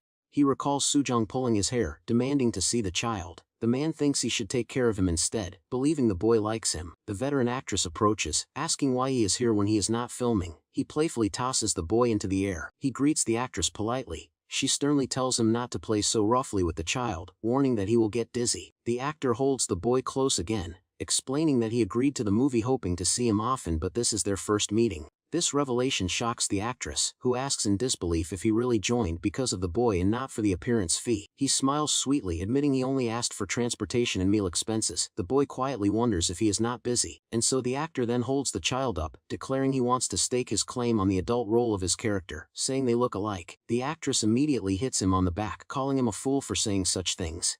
He internally agrees that he deserves it. He explains that his agent Soo Jung has excellent insight and would approve any project with the boy, adding this scenario was good. This makes the actress laugh heartily, and the two of them share a bright, cheerful moment together on the beach. The young boy watches them, his expression filled with a quiet curiosity as he observes their interaction. A hazy dreamlike image shows the two actors standing together, their faces washed out as they smile at each other. And so, a close-up of the boy's eye reveals a shimmering light, hinting that he might be seeing the connection between them. The nanny suggests they take a nap in their van since they have some free time before the next filming schedule begins. He gently tucks the young child in, making sure he is comfortable and ready to get some rest before his next scene. The guardian decides to read the boy's favorite story to help him fall asleep, but the child doubts it will work. Suddenly, the nanny looks up from his book with a surprised expression, hearing an unexpected voice just outside the van. He opens the van door and is surprised to see the veteran actress standing right there, and he greets her. The actress apologizes for the sudden visit and asks if he could do her a favor, saying he can refuse if needed. She hesitates for a moment, a bead of sweat on her face as she seems to gather her courage for an unusual request. She asks if she could take a nap next to the boy, explaining his lavender scent helps her overcome her insomnia, and the nanny immediately agrees, inviting her in and offering to sit in the front so she can rest comfortably in the back. Inside the van, she gently looks down at the boy and asks if it is alright for her to sleep beside him, and so the young actor looks up at her with wide eyes and then reaches out to gently tug on the sleeve of her shirt. As he closes his eyes, feeling safe and warm, he thinks about his past life, which often comes to mind in quiet moments. He remembers her from his past as Lee-han, Jo, wondering why the kind teacher took care of him when he had nothing. Cradled peacefully in her arms, he drifts off to sleep, wondering if she mourned his death in his previous life. A lot of time has passed since the movie finished filming, and its official release is finally tomorrow. The young boy happily runs, saying he no longer wastes time and telling his guardian he will be right back. His guardian watches him go, recognizing that it is time for the boy's daily run. The child smiles to himself, proud of how quickly he is growing and improving. Overcome with emotion, Mr. Dick wipes away a tear, calling the boy admirable. A woman approaches from behind, asking if he is crying again while noting how fast the child is growing. She looks over at the boy, who is crouching by a flower, and thinks about how much he has grown. Both of his guardians watch him with warm and affectionate expressions, filled with pride. The woman suddenly remembers something, telling him that they have a guest coming today. She elaborates that several drama directors are scheduled to visit them in the afternoon. The boy overhears their conversation and looks up, excited by the news of directors visiting. At that moment, another woman is seen walking across the lawn towards them. The visitor greets the boy's female guardian, respectfully calling her Miss. The guardian asks Mr. Dick Soo to take the child inside first, leaving the boy to wonder who the guest is. Holding the boy, Mr. Dick Soo glares at the guest, wondering why the second daughter-in-law is here. And suddenly the guardian's expression turns cold as she grabs the visitor's hair. She accuses the other woman of hiring the paparazzi to follow the boy, but the visitor denies it. Leaning in close, she whispers intensely, letting the visitor know that she is aware of the truth. She then shoves the woman to the ground, warning her to behave and that she will not let it slide. The visitor trembles on the ground, looking up with a furious expression. Meanwhile, an older woman sits in a lavish room, shouting a name into her phone with an annoyed expression. Due to rumors that the boy attracted investors, many casting offers for his movie came flooding in. However, his guardian seemed to have carefully reviewed and rejected all the initial scenarios. The boy remembers that historical dramas were very popular during this period, especially on public broadcast. Because of this trend, other networks were also preparing historical dramas, making it a great time for the genre. While looking over a script, he thinks to himself that it would be great if just one of these projects became a hit. Suddenly a shadowy figure appears before him, asking if he is the boy named Gongja. The young actor's eyes widen in complete surprise, startled by the sudden appearance of the stranger. The man steps into the light with a grin,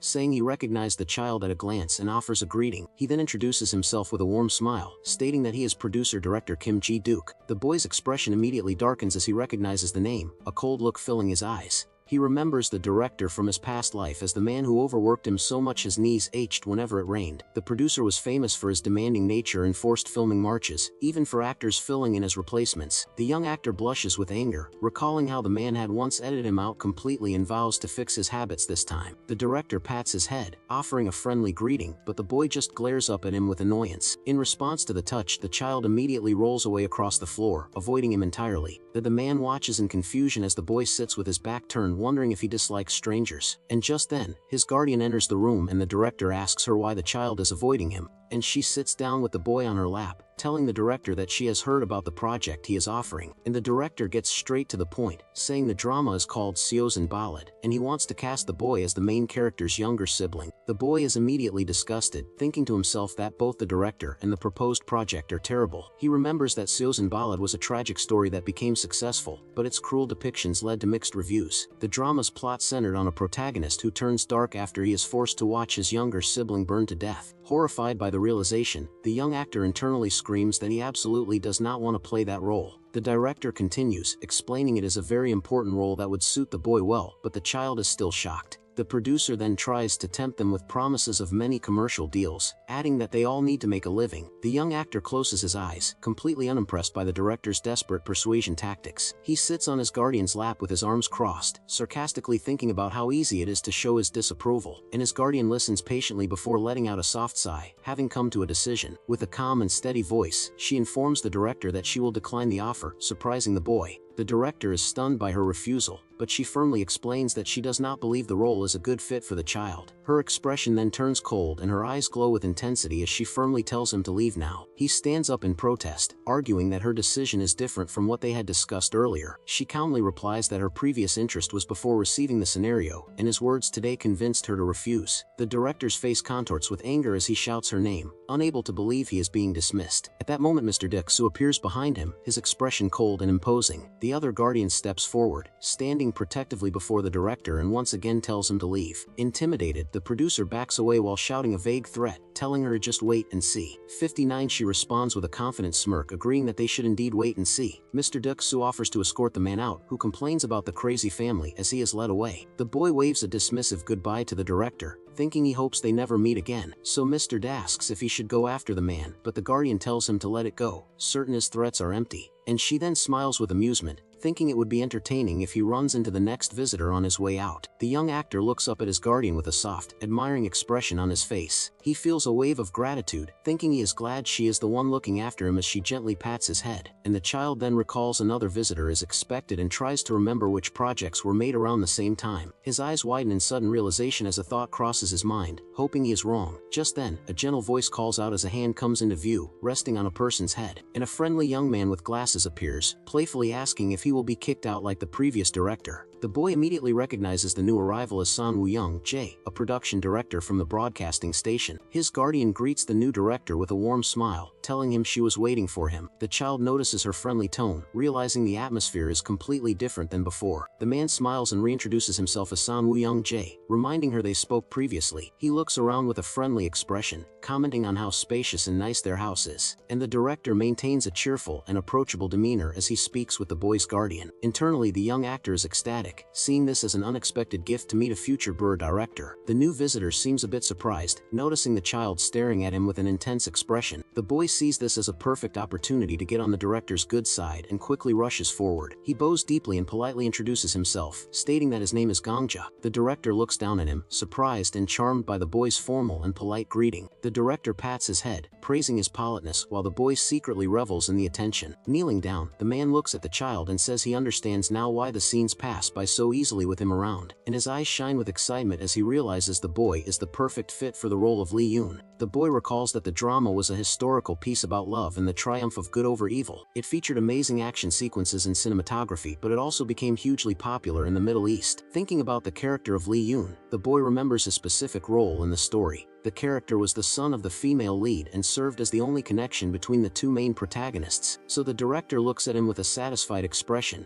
thinking that he is the perfect embodiment of the character. And so, he mentions that he already heard about the boy's acting skills from another director who praised him for 3 hours, and his guardian watches on, and the director decides it will be easy to test his skills with her present. The man asks the child for a small favor and the boy eagerly agrees, ready for a potential audition. The director points to a spot across the room and asks him to run from there while saying a specific line about flowers. The young actor instantly recognizes the line from a scene in the drama he remembers from his past life. He closes his eyes for a moment, recalling the details of the scene and feeling confident, and standing still, he takes a deep breath and reassures himself that he can perform the scene perfectly. He takes a moment to prepare, focusing his energy before starting the impromptu audition. With a determined shout, he begins to run towards them, fully in character. He delivers the line with a bright, joyful smile, his face lighting up with genuine emotion. The director watches, completely captivated by the boy's performance and his natural talent. The young actor suddenly realizes this is the first time he has projected his voice in front of everyone. He finishes his performance and looks up, asking the director with a hopeful expression if he did a good job. The director is completely amazed, praising the other director's judgment and exclaiming that the boy is incredible. His guardian looks at him with a proud smile, admitting that while she knew he was special, she is still surprised. She gently holds his face, telling him this is the first time she has ever seen him act like this. The boy smiles brightly but internally worries if he went too far or revealed too much of his ability too early. His guardian explains to the director that this is the first time he has called her mom, as he usually says, "Mama." Kneeling down, she looks at him with a warm expression and gently asks if he could say, "Mom," for her one more time. With a huge radiant smile, the young actor happily calls out to her again. The guardian pulls him into a tight hug as Mr. Duck Soo wipes away a tear, both of them touched by the moment. The director, now more determined than ever, says he definitely wants to cast the boy in his drama. He confidently promises he can make a great project they will not regret and asks her to consider the offer. The boy looks up at his guardian with sparkling eyes, eagerly telling her that he wants to do it. She looks down at him, explaining to the director that the child loves cameras and acting, which is why they get offers, and she then turns the final decision over to the boy, asking him directly what he thinks and if he wants the role. Both the child and the director look at her, waiting for the final word as the tension builds slightly. The director watches them quietly, his expression hopeful as he awaits the boy's answer. With a bright and determined smile, the young actor enthusiastically confirms that he wants to do the project. The director's face lights up with pure joy and surprise upon hearing the boy's definitive answer, and he gratefully takes the child's hand, saying he looks forward to working with him, and the boy agrees. That their hands clasp together, sealing the agreement and marking the beginning of their new collaboration. Later, the scene shifts to a waiting room, where preparations are underway for the movie's premiere. Someone carefully adjusts the young actor's red body, making sure his outfit looks perfect for the event. Mr. Duck Soo praises the boy, saying he looks good in anything, and the child thanks him with a smile. Suddenly the actor Han Woo Jin burst in, happily asking if the boy missed him, much to the child's annoyance. The famous actor immediately pulls him into a tight hug, exclaiming how much he has grown in just a few months. Soon after, they are all seated on stage for the premiere's press conference and Q&A session. An interviewer brings up a rumor rumor, asking if it is true that Han Jin only accepted the role after the boy was cast. The actor blushes happily, seemingly pleased that this particular rumor has already begun to spread. He explains that they met on a previous film and that he finds the young actor incredibly lovable. As he speaks, someone playfully pinches the boy's cheeks, telling him to stop fidgeting on stage. The interviewer then turns to the child, asking if he also likes his fellow actor, Han Jin. The boy knows that if he denies it, even as a joke, the sensitive man beside him will surely start crying. He puts on a cheerful smile and enthusiastically tells everyone that he likes the actor very much. Overjoyed by the answer, the man hugs him again, while the child feels he handled the question perfectly. However, the premiere event starts to run longer than expected, and the young boy begins to feel very sleepy. His eyelids grow heavy, and he struggles to keep his eyes open during the extended Q&A session, and so the warm lights and comfortable temperature of the venue make it even harder for him to stay awake. Noticing his drowsiness, the older actor leans in and quietly tells him it is okay to sleep if he is tired. The boy tries to resist, reminding himself that he is a professional, but he finally drifts off to sleep. A photo from the event later shows him sleeping so soundly in the actor's arms that no one could wake him. The person responsible for the boy punches a curtain, indignant at what the actor was thinking when he let her son sleep.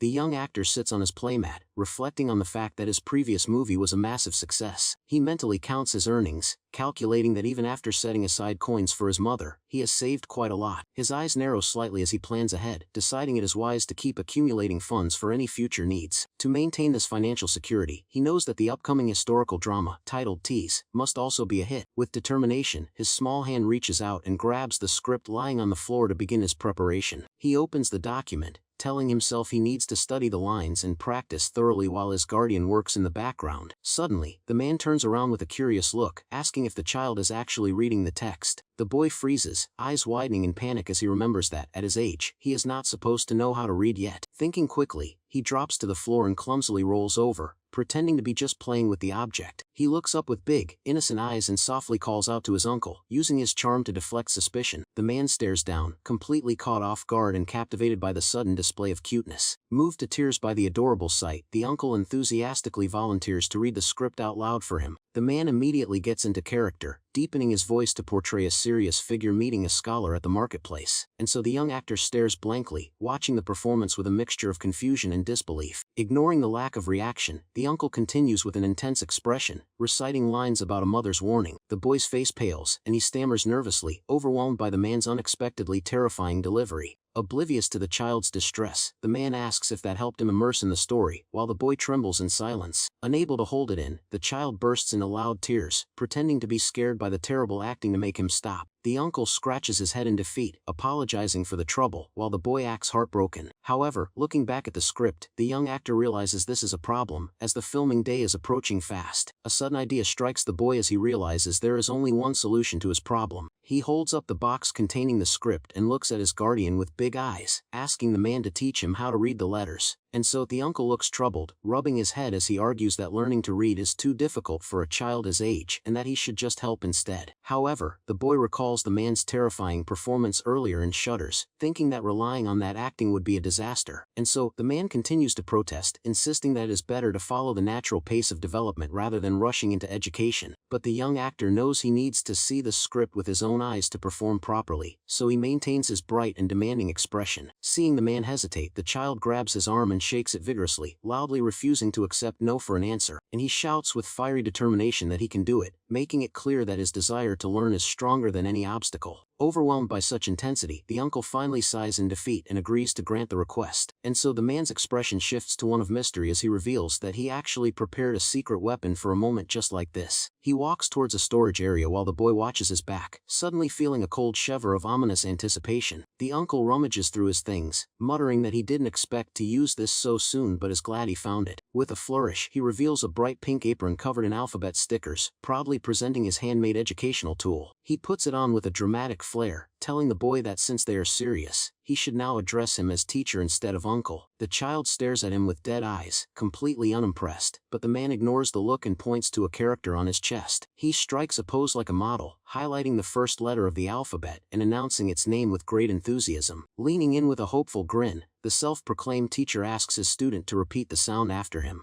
The boy looks at the ridiculous sight blankly, his soul leaving his body, before he mechanically repeats the syllable just to get it over with. Thanks to that bizarre class, the child miraculously masters the entire alphabet in 3 hours, leaving his teacher exhausted on the floor. Sometime later, the young actor arrives at the filming location dressed in traditional clothes, taking in the authentic historical atmosphere. The young actor looks around, satisfied that the movie set feels just as good as he expected. A woman in a traditional hanbok holds his hand, smiling warmly as she tells him he is incredibly cute. This is Kim Yun-ju, the famous actress who will be playing the role of his mother in the drama. Gangja beams at her, greeting his new on-screen mother with a loud and cheerful hello. Internally, he notes that he has already heard plenty of stories about her reputation. She chats casually, mentioning that she is actually gym buddies with Soo-jong, his guardian. But when she brings up kickboxing and sparring as hobbies, Gangja freezes, realizing she is dangerous. And feeling a sudden sense of survival, he nervously bows and asks her to please take care of him. She replies sweetly, though internally she is just relieved that her co-star is a harmless baby. With the mother role met, the boy turns his attention to finding out who will play his father.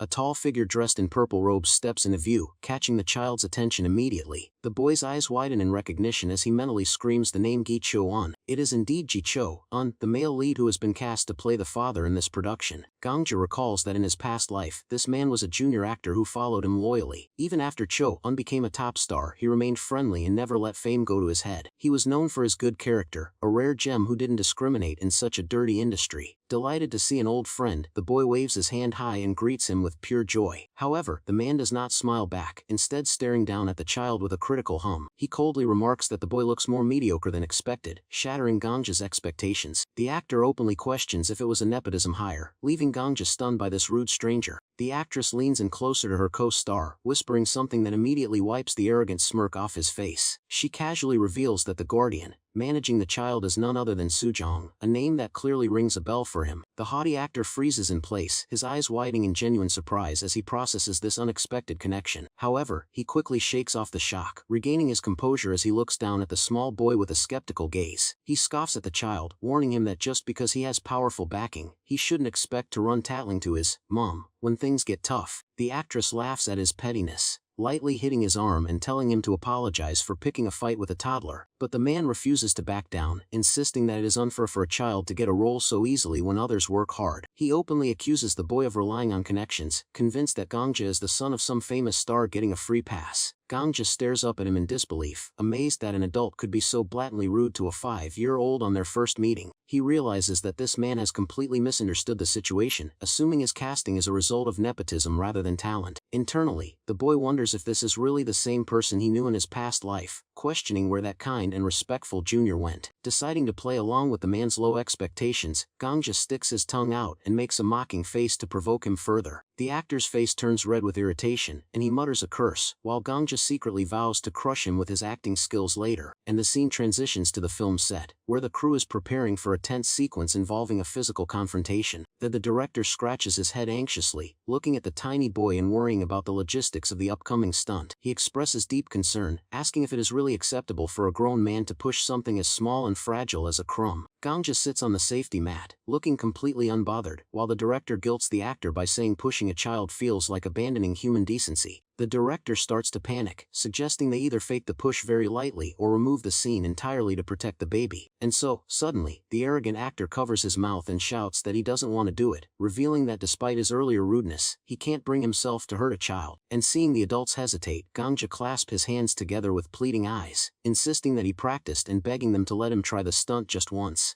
The director finally agrees to the compromise, kneeling to tell the boy they will try the scene gently, but he must report any dizziness immediately. Gangja beams with professional determination, insisting that he cannot give up on such an important scene just because of the risk. And so the camera rolls as the merchant actor steps forward, and Gangja mentally prepares himself to fall with the necessary force when the push comes. So he takes the shove and tumbles backward, making sure to distribute his weight through his palms as he hits the mat to avoid injury. The director shouts for a cut, sounding pleased with the realistic take, while the boy sits up on the mat, letting out a small breath. Immediately, the director and the actor playing the merchant rush over in a panic, asking frantically if the child is hurt. Gangja throws his arms up with a bright, reassuring smile, chirping loudly that he is completely fine to ease their worries. However, he presses his small hand against the mat, noting internally that it actually is a bit sore from the impact. The adults sigh in relief, praising him for his good work and thankful that the dangerous stunt went off without a hitch. Eager to maintain the momentum, The young actor looks up and asks if they can proceed to film the next scene right away. The director agrees and turns to the male lead, calling out for Cho to get on standby for the emotional sequence. Cho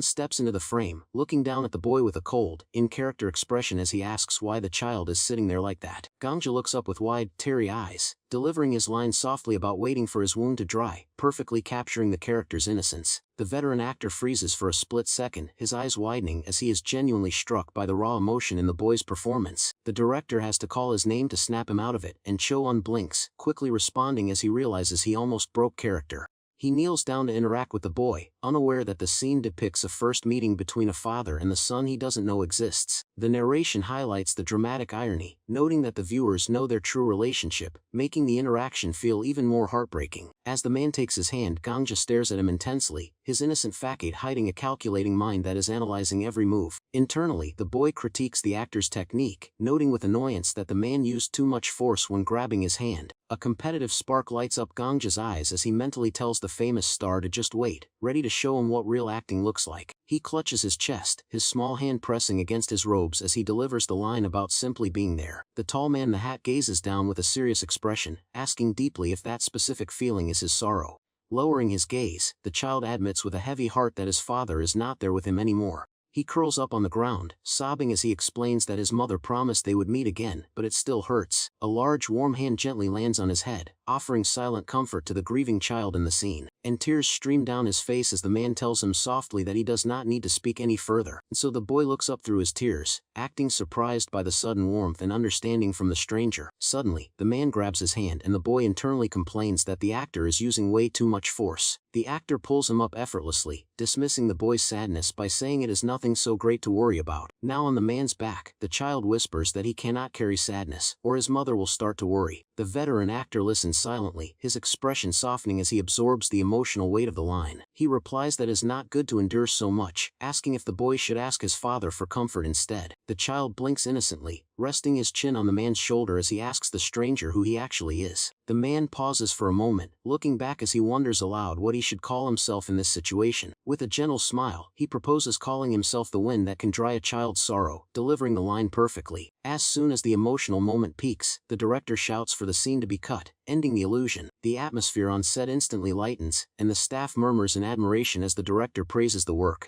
Gangja immediately drops the sad act, beaming brightly and thanking everyone with a cheerful, professional attitude. However, the male lead does not let him walk away, his face turning serious as he tells the boy to wait a moment. He looks down at the child's hand with concern, pointing out that the boy is bleeding from the earlier fall. The boy looks down at his open palm where a red scrape marks the skin from the impact of the fall. Suddenly the male lead grabs his wrist gently but firmly, demanding that he look at the injury. Gangja stares up with a blank and confused expression, wondering what the big deal is about a small scratch. The man seems baffled by the lack of reaction, pointing out that the child is not shedding any tears, and he scolds the boy gently, telling him that if he gets hurt he needs to speak up immediately. Gangja stares at his own hand, thinking that the injury is barely visible and hardly worth mentioning. But the actor stares with intense concern, insisting that the hand is definitely bleeding, and so, he suddenly starts panicking and rambling about how painful it must be and that it needs treatment. Gangja looks at the grown man in disbelief, wondering why the adult is making such a huge fuss. The actor holds the small hand delicately as if it were made of fragile glass to avoid causing pain. He blushes slightly while murmuring that the child's hand is incredibly small and soft.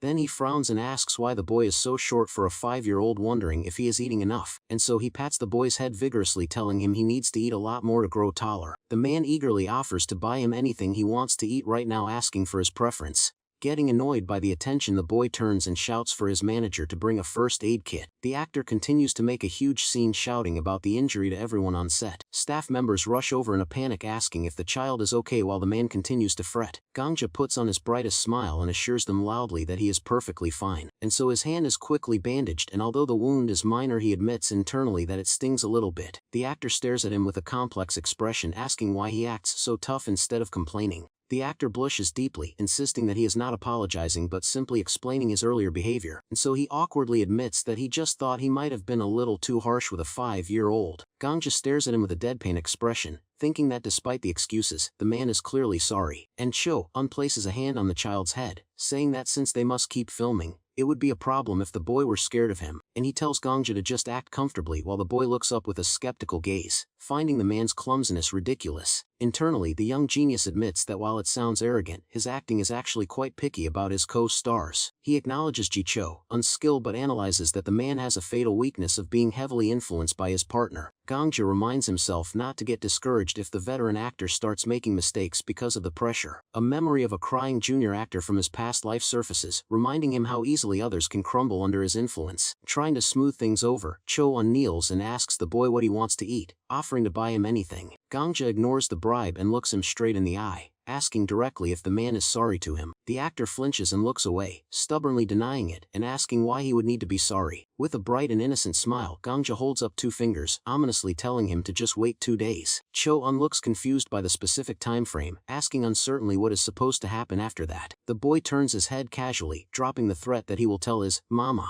about the mistreatment, and Cho grabs his head in sheer panic, screaming as he remembers that he is scheduled to film an action movie with Sujong soon. He looks down at the boy in terror, realizing that having Sujong's charge as a co-star might actually lead to his death. Meanwhile, Sujong is seen on the phone with a serious expression, unaware that her name alone is striking fear into the actor. Cho imagines a horrific scenario where Sujong stops acting and starts throwing sincere, bone-crushing punches at him. Terrified for his life, the man immediately breaks down, hugging the child and sobbing as he begs for forgiveness. A voice speaks through the earpiece, confirming that the filming has concluded perfectly and the job is done. Completely exhausted from pouring his energy into the role, Gangja is fast asleep in his car seat, snoring softly. Meanwhile, the internet lights up with reactions to the movie, with comments praising Han Woo Jin's incredible acting skills. And so netizens admit that while the famous actor drew them in, it was the child's performance that made them watch the movie again. Back at the office, Gangja's uncle browses the fan caf, looking puzzled as he stumbles upon a section called the Gangja Collection, and he leans back with a sentimental look, thinking about how the child's first birthday party feels like it happened just yesterday. But his eyes widen in shock when he sees the voting options for birthday gifts, which include building forests and schools in Gangja's name. Sweat beads on his face as he asks himself if this is a fan club or a major international volunteer organization. He clicks through the pages nervously, realizing that the scale of the fandom's dedication has escalated far beyond his imagination. A call comes in through his earpiece, and he answers promptly, asking the person on the other end to bring him the update. His expression turns serious as he listens, asking with dread if the call is related to the intense fan group known as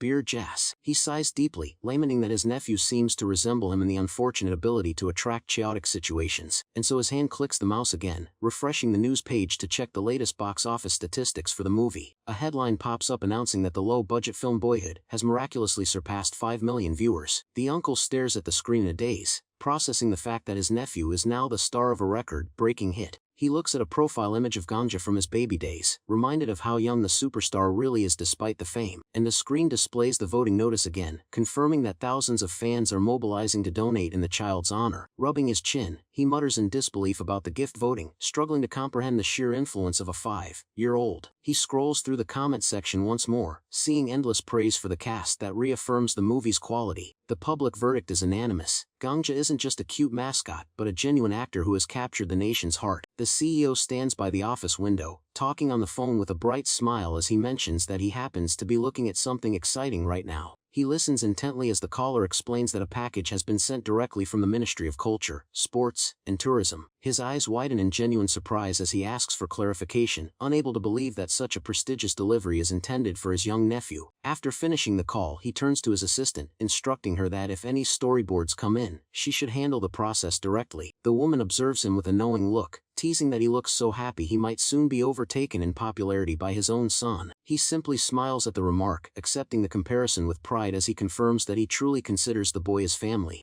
His assistant softens, admitting with a gentle expression that she would be more than happy to lose to the child 1,000 times over, and turning his attention back to his computer, the CEO notices a notification about a gift voting event on the fan cave and leans in to investigate. He rests his chin on his hand, feeling a wave of nostalgia as he remarks that the child's first birthday party feels like it happened just yesterday. But when he sees the voting options, which include building forests and schools, he sweats, wondering if this is a fan club or a global charity organization. He stares at the screen in disbelief, stunned by the sheer scale and maturity of the philanthropic projects the fans are organizing for a toddler. And the phone rings again, and he answers nervously, dreading that might be another overwhelming update from the intense fan group known as Beer J. As he listens to the voice on the other end, his expression shifts from anxiety to realization, understanding the situation better.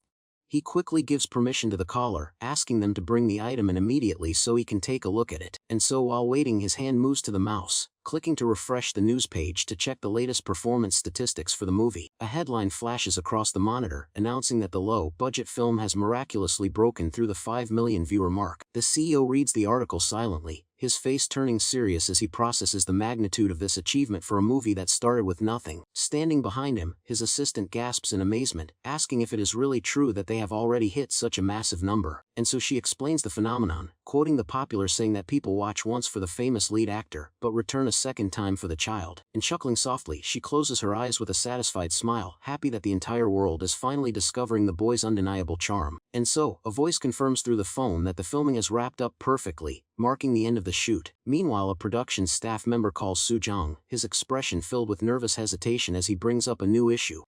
Soo-jang holds the phone to her face turning serious as she asks about a handwritten letter that arrived earlier, and the staff member stammers, revealing that the letter was unexpectedly sent from the Ministry of Culture, Sports, and Tourism, and Soo-jang tells him to continue speaking, waiting to hear the details of this official communication. Terrified, the man whispers his true fear, asking if the letter is actually from the intense fan club known as Beard Ja. Back in the office, the CEO sits at his computer, letting out a surprised sound as he discovers something online. He stares at the screen, realizing there is a voting poll currently active for Gangja's first birthday gift. A nostalgic look crosses his face as he murmurs that the first birthday party feels like it was just yesterday. However, looking at the voting options, which include building forests and schools, he questions if this is a fan club or a volunteer organization, and so leans in closer, realizing that among the charity projects, there is something that looks like an official invitation.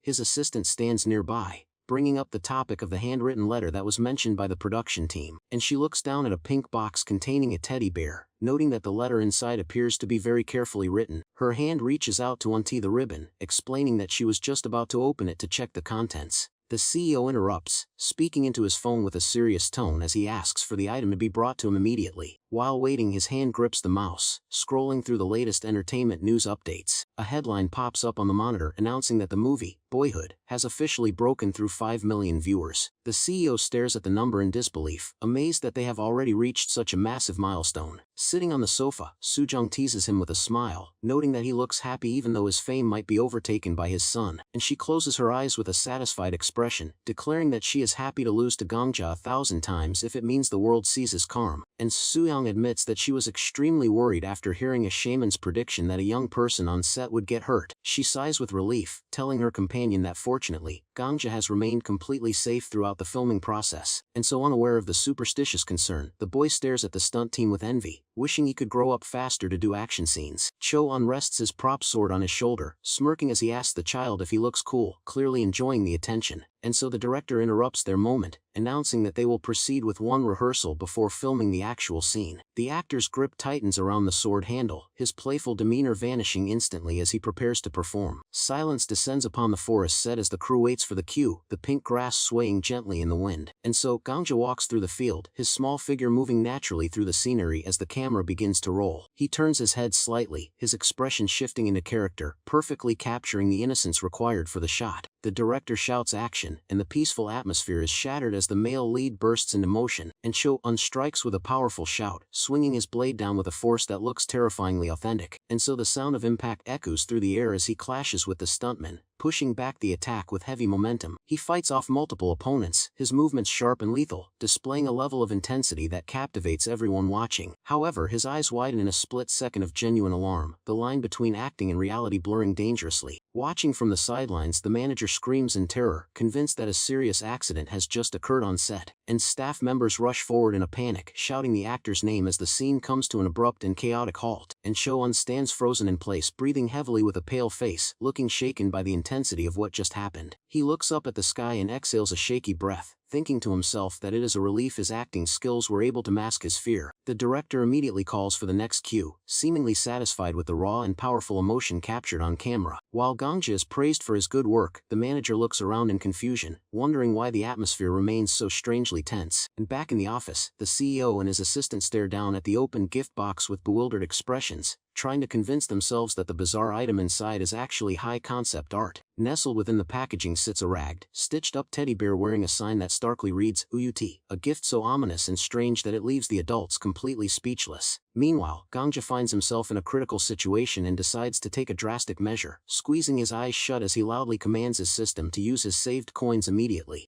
It all starts on what looks like a historical filming set with several traditional houses. Suddenly an actor named Gicho unclutches his arm in a lot of pain. Because of this, a man with glasses starts to get desperate and screams. Our protagonist Gangja stands frozen in place, completely shocked by the whole situation. He then thinks about using his coins to heal Gicho's injury, but he is startled because the cost is 100,577 coins. Besides, he was saving up for Ansan and thinks about using rapid recovery instead. While he hesitates, the staff helps the injured actor sit down. Seeing that he couldn't help, our boy screams no in desperation. Then an overwhelming sleepiness takes over his small body, and he ends up fainting right into the arms of a big guy who shouts his name. Our hero's vision blurs completely as he passes out from the stress. Shortly after, Gangja wakes up in a hospital bed with two men looking at him worriedly. The man with glasses smiles relieved and says they were really startled when he collapsed. The bigger guy then hugs him tightly, saying he was very worried. Our boy just looks confused because they think he fainted just from being sleepy. Meanwhile, the big guy gets emotional, tearing up with relief. Gangja then peeks over his shoulder and asks if his hying is okay. The man with glasses reassures him, saying Cho-un is fine and resting. However, he then reveals a monk predicted the youngest person would get hurt, so they were watching Gangja. Our boy thinks the monk's prediction was quite accurate, and then one of the men pats his head, saying he must have been startled too. The man with glasses then says they'll have to adjust the schedule to give Cho-un time to recover. He seems very worried, saying that even though Cho-un says he's okay, he must be upset. And then he starts to blame himself for the whole situation, but our little hero pats his shoulder to comfort him. Gangja even gets up on the bed and says it's not the PD's fault at all.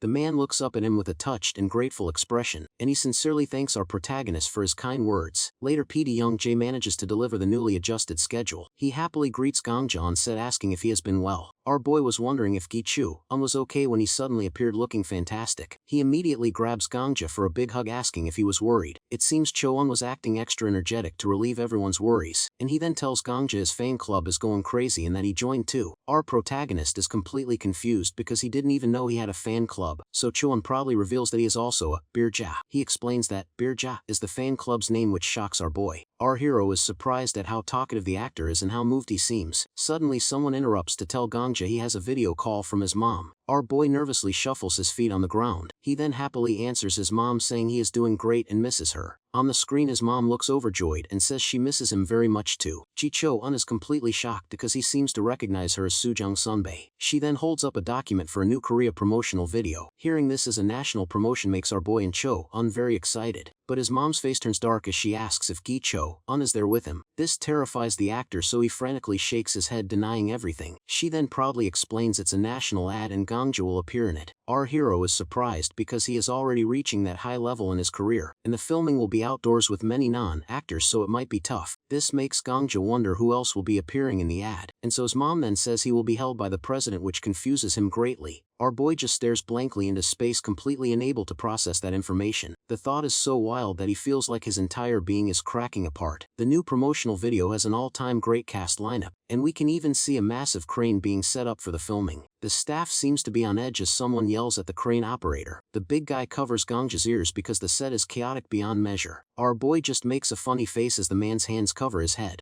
and set is a total mess with the crew shouting and pointing in every direction. And then a new guy approaches our protagonist, saying things are a bit hectic. He recognizes Gangja as the scene stealer from a movie and happily pats his head.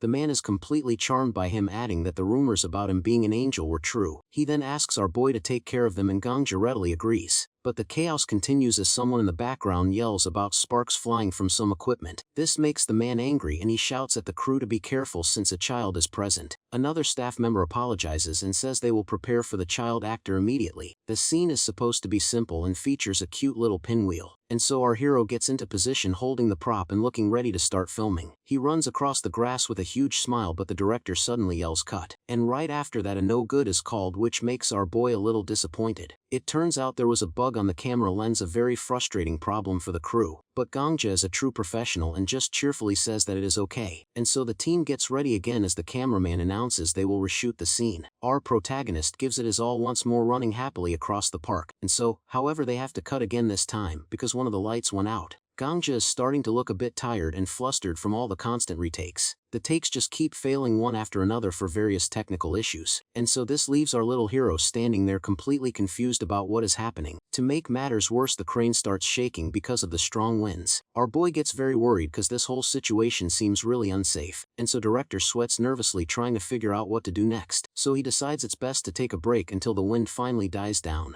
Gangja feels relieved because at least he wasn't the reason for the failed takes. Once the weather clears up, they get ready to shoot the scene again. Our hero runs with the pinwheel in hand looking absolutely adorable, but this time the pinwheel flies right out of his hand mid-run, and of course the director has to yell cut again, checking the props this time. Our boy is getting really tired of all these constant interruptions. However, a much bigger obstacle was yet to come for the filming crew. Suddenly a fancy black car pulls up and someone announces their arrival. Gangja looks over with curiosity to see who could be so important. An old man in a suit walks up flanked by two very serious bodyguards. He looks incredibly tired and has very dark circles under his eyes. The entire crew is completely stunned and speechless at his appearance. Our protagonist gets worried and wonders if the president's health is okay. Even the director is starstruck and can barely shake the man's hand. Gangja watches from the side as the two of them talk for a moment. Then the intimidating figure starts walking directly toward our little hero. The president then lifts our boy into his arms, saying he is heavier than he thought. So Gangja unleashes his special move, which is max level social skills Agio. This completely stuns the old man, who just stares at him with a shocked expression. He then says it's fortunate the child smiles so well and isn't afraid of him, and it adds with a sad look that even his own grandchild won't let him hold them. It seems the adults around our hero haven't received much affection from children. Our protagonist thinks everyone has their reasons for being the way they are. He then gently pokes the man's dark circles and asks if they hurt. The president says it's just from being tired, so Gangja asks if he takes naps. He is surprised the kid knew, and our boy insists naps are very important. The man laughs, agreeing with him, and promises to definitely take naps. And seeing this, our hero decides to do one good deed for the nation and its people, and so he activates his power, making a very funny and strained face. Suddenly the president's face looks much healthier and more refreshed. The crew knew that the dark circles would still show even with multiple lights, so besides they couldn't cover them with lighting without blowing out his facial features. So seeing how difficult the touch-ups would be, our protagonist decides to act. They get into position for the shot with the president holding Gangja. Our boy finds it a little annoying but decides to execute his skill anyway. And just like that, the president's face is completely free of any tiredness. And the staff gets confused because one of them asks if someone adjusted the lighting. The other guy is just happy that now they can easily touch it up in post-production. And so with everything finally sorted out, the crew gets into position for the shot. So then the director yells action and the filming with the president finally begins. Sometime later we see someone asking Sujong to sign a contract for him. She is surprised and asks her manager if Gangja has really gotten that many offers. He leans on his desk and confirms a lot of proposals came in just this month alone. She says he already handles the schedule, but he insists Gangja is a proper actor now. The manager then hands her the contract, asking her to take care of our boy. He then brings up the drama Gangja is filming and its recent schedule changes. The manager adds that another drama is airing in the exact same time slot now. Sujong is shocked because the network is pitting two very similar shows against each other. We then see a newspaper article featuring the two child actors side by side. Suong gets worried and asks if this means Gangja has a rival now. The manager explains that the other kid, Hensu, Yoon, is a genius child actor. It also seems like his agency is trying to ride the buzz off Gangja's popularity. She then remembers hearing that agency Jebu Entertainment has payout issues. The manager feels bad for the kid who is being used by adults for business. He then confidently says that our Gangja will win by a complete landslide. But on set, a crew member is angry that they are even being compared. Just then our protagonist arrives on set holding a man's hand. The crew gets all hyped up, shouting that they can't lose to anyone. So our boy asks his uncle who he is supposed to be fighting against. He then remembers Hansu, Yoon is the tragic actor who disappeared as an adult. When his parents divorced, rumor was they only fought over him because he was a star. The big guy then reassures Gangja, telling him not to worry about it. The entire crew gets fired up with a fighting spirit that's through the roof. Our hero smiles because he thinks having a rival is good for motivation, and so soon after the crew announces that it is his turn for shooting, and so Gangja gets all pumped up with his arms in the air shouting let's win. He then gets into character for a very emotional scene holding another actor's hand. With a serious face he asks the man if he is truly his father. The actor playing his dad kneels down and confirms that he is. He then starts crying and apologizes for failing to recognize him sooner. With tears in his eyes, our protagonist recalls the words his Lord once said. The actor continues to cry, his lip trembling from the intense emotion. Overwhelmed by the moment, our little hero runs into the man's arms for a hug. He cries into his shoulder saying he doesn't know how much he has missed him. The actor hugs him back and apologizes for being a foolish and late father. And the scene ends with the two of them embracing in a very emotional hug. Some time passes with the trees swaying gently in the breeze. Our protagonist is just chilling on the grass because it has already been 2 months since filming wrapped. He's wondering how the drama is doing and if a winner in the ratings has been decided. So he goes to ask his uncle about the show's performance. The man just laughs and confidently says that any show with Gangja in it always does well. But that vague answer doesn't satisfy our boy's curiosity at all. His eyes show that he is determined to find out the real results, and so he sits up straight and shouts that he is really curious and needs to know. Suddenly something falling from the sky catches his attention. A couple of leaves gently float down with one landing right on his head. He looks up completely puzzled, wondering where they came from, and he spots a kid sitting high up on a tree branch looking very scared. Our hero is shocked because he can't believe someone climbed that high. The kid in the tree then starts to scream as he loses his grip. We can see his hand slipping as he is about to fall down. However, he does a flip in the air and lands perfectly on his feet. The strange kid then points at our hero, recognizing him as Gangja. He then rudely calls him the mutt that his aunt brought into the house. Then he adds that his mom says Gangja is a leech and a freeloader. Our hero finally understands this kid is his cousin and decides to greet him properly. So our hero politely introduces himself as Magangja and says that he is 4 years old. His cousin then proudly introduces himself as Majiak from a fancy kindergarten. But suddenly he gets very angry and yells at our protagonist to get out of his house. Gangja is completely confused by this sudden outburst and asks what is going on. With his arms crossed, he asks his hind to explain why he wants him to leave. Majiak just throws a huge tantrum, shouting for him to get out without any reason. Our protagonist is really puzzled by his cousin's very strange behavior, so he decides to use his special power to figure out the real reason. Majiak keeps insisting that he should leave the house immediately, but our hero stands his ground and firmly shouts back that he won't go anywhere. The cousin then reveals that at his kindergarten everyone only talks about Gangja, and so our boy once again asks why that means he has to be the one to leave. Gangja is not impressed at all and thinks his cousin is just an entitled brat, but then it hits him that he might actually be the first grandson and the true heir. Majiakai explains that Shin is the oldest uncle's son, but his mom said he'd be the one. He then proudly boasts that he's better at soccer even though Shin is smarter. Our hero cheekily tells him not to be jealous because he can't even play soccer, and this really hits a nerve and Majiok gets extremely flustered trying to deny it. However, a little jealousy bug appears right on his shoulder, proving our boy was right. That little green caterpillar, which is the jealousy bug, sits right on his cousin's arm. So our hero points it out and Majak starts screaming in absolute terror. He flails around wildly trying to get the bug away and throws his phone in the process. His phone lands on the grass with the camera app open, which confuses our boy. Majaka quickly picks it up while our protagonist asks if he was taking a picture of him. The cousin gets flustered, then admits he was trying to get a sneaky shot from the tree, and so he then looks really desperate because he absolutely needs to get a picture of Gangja. It seems he was just too embarrassed to ask for a photo directly. Majok gets mad himself for talking so much and our hero finally understands everything, so our boy kindly says he can take as many pictures as he wants. His cousin still hesitates for a moment while clutching his phone tightly, and seeing this our protagonist then suggests they could take a picture together. And Majok gets super excited and Gangja thinks he is actually a little bit cute, and so the two of them pose together for a happy selfie in the garden. Majokai then runs off to brag to his friends while our hero watches him go. But elsewhere, some breaking news is about to shake up the entire family. A news report reveals that a subsidiary of the Songjin Group is being investigated for fraud. The maids gossip because this company belongs to the second son, which means his wife will be furious. They immediately stop talking when Gangja's uncle appears looking very serious. Meanwhile, two women are having a conversation outside near the family's pool. So Gangja's uncle looks worried and hopes his little nephew won't get dragged into this mess.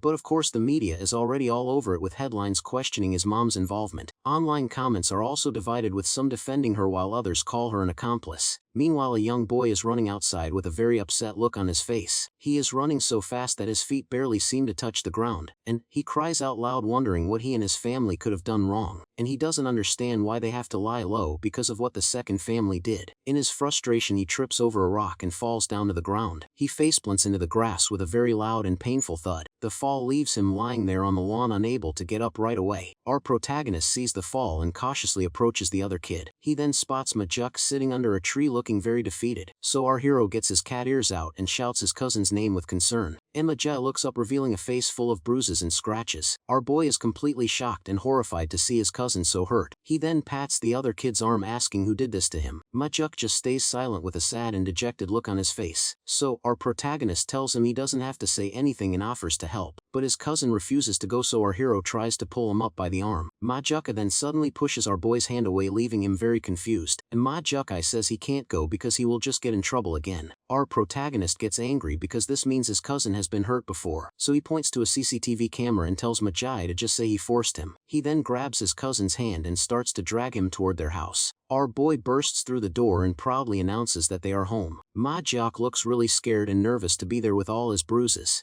His uncle, who is sitting in the living room, asks who the other kid is. Mka gets scared and can barely manage to say a shy hello. The uncle's eyes turn sharp and intimidating as he stares at the kid. He notices the bruise on his cheek and gets up to take a closer look. He then gently touches Maokai's shoulder, asking for a pardon for the intrusion. The man then lifts up his shirt, revealing even more bruises on his body. This makes his uncle's blood boil and he looks absolutely furious. Majuk trembles in fear, but his uncle just gently holds his arms. Our boy's uncle seems to be trying his best to control his anger. Majuka starts to sweat and avoids making eye contact with the man, and so our protagonist takes his hand and reassures him that their house is safe. His uncle smiles at this display of kindness and support between the two boys. Just then Gangja's mom walks in and is completely shocked by the scene. Majukai gets shy and hides behind his uncle as he greets his auntie. Sujiang greets him with a warm smile, saying it has been a long time. Our hero finds this strange because they live on the same compound after all. Majuk then nervously says that he didn't really mean to come here, so our protagonist hugs him and proudly says that he was the one who brought him over. His mom praises him for the good job and tells Majuk not to worry. She then gently holds his face to get a better look at all the bruises. With a very worried look, she says his injuries look really painful. His uncle then adds that the kid also has bruises all over his body. Hearing this, Sujong gets furious at his mother for taking her anger out on a child. She then asks about his grandmother, but Majuk begs her not to tell her anything.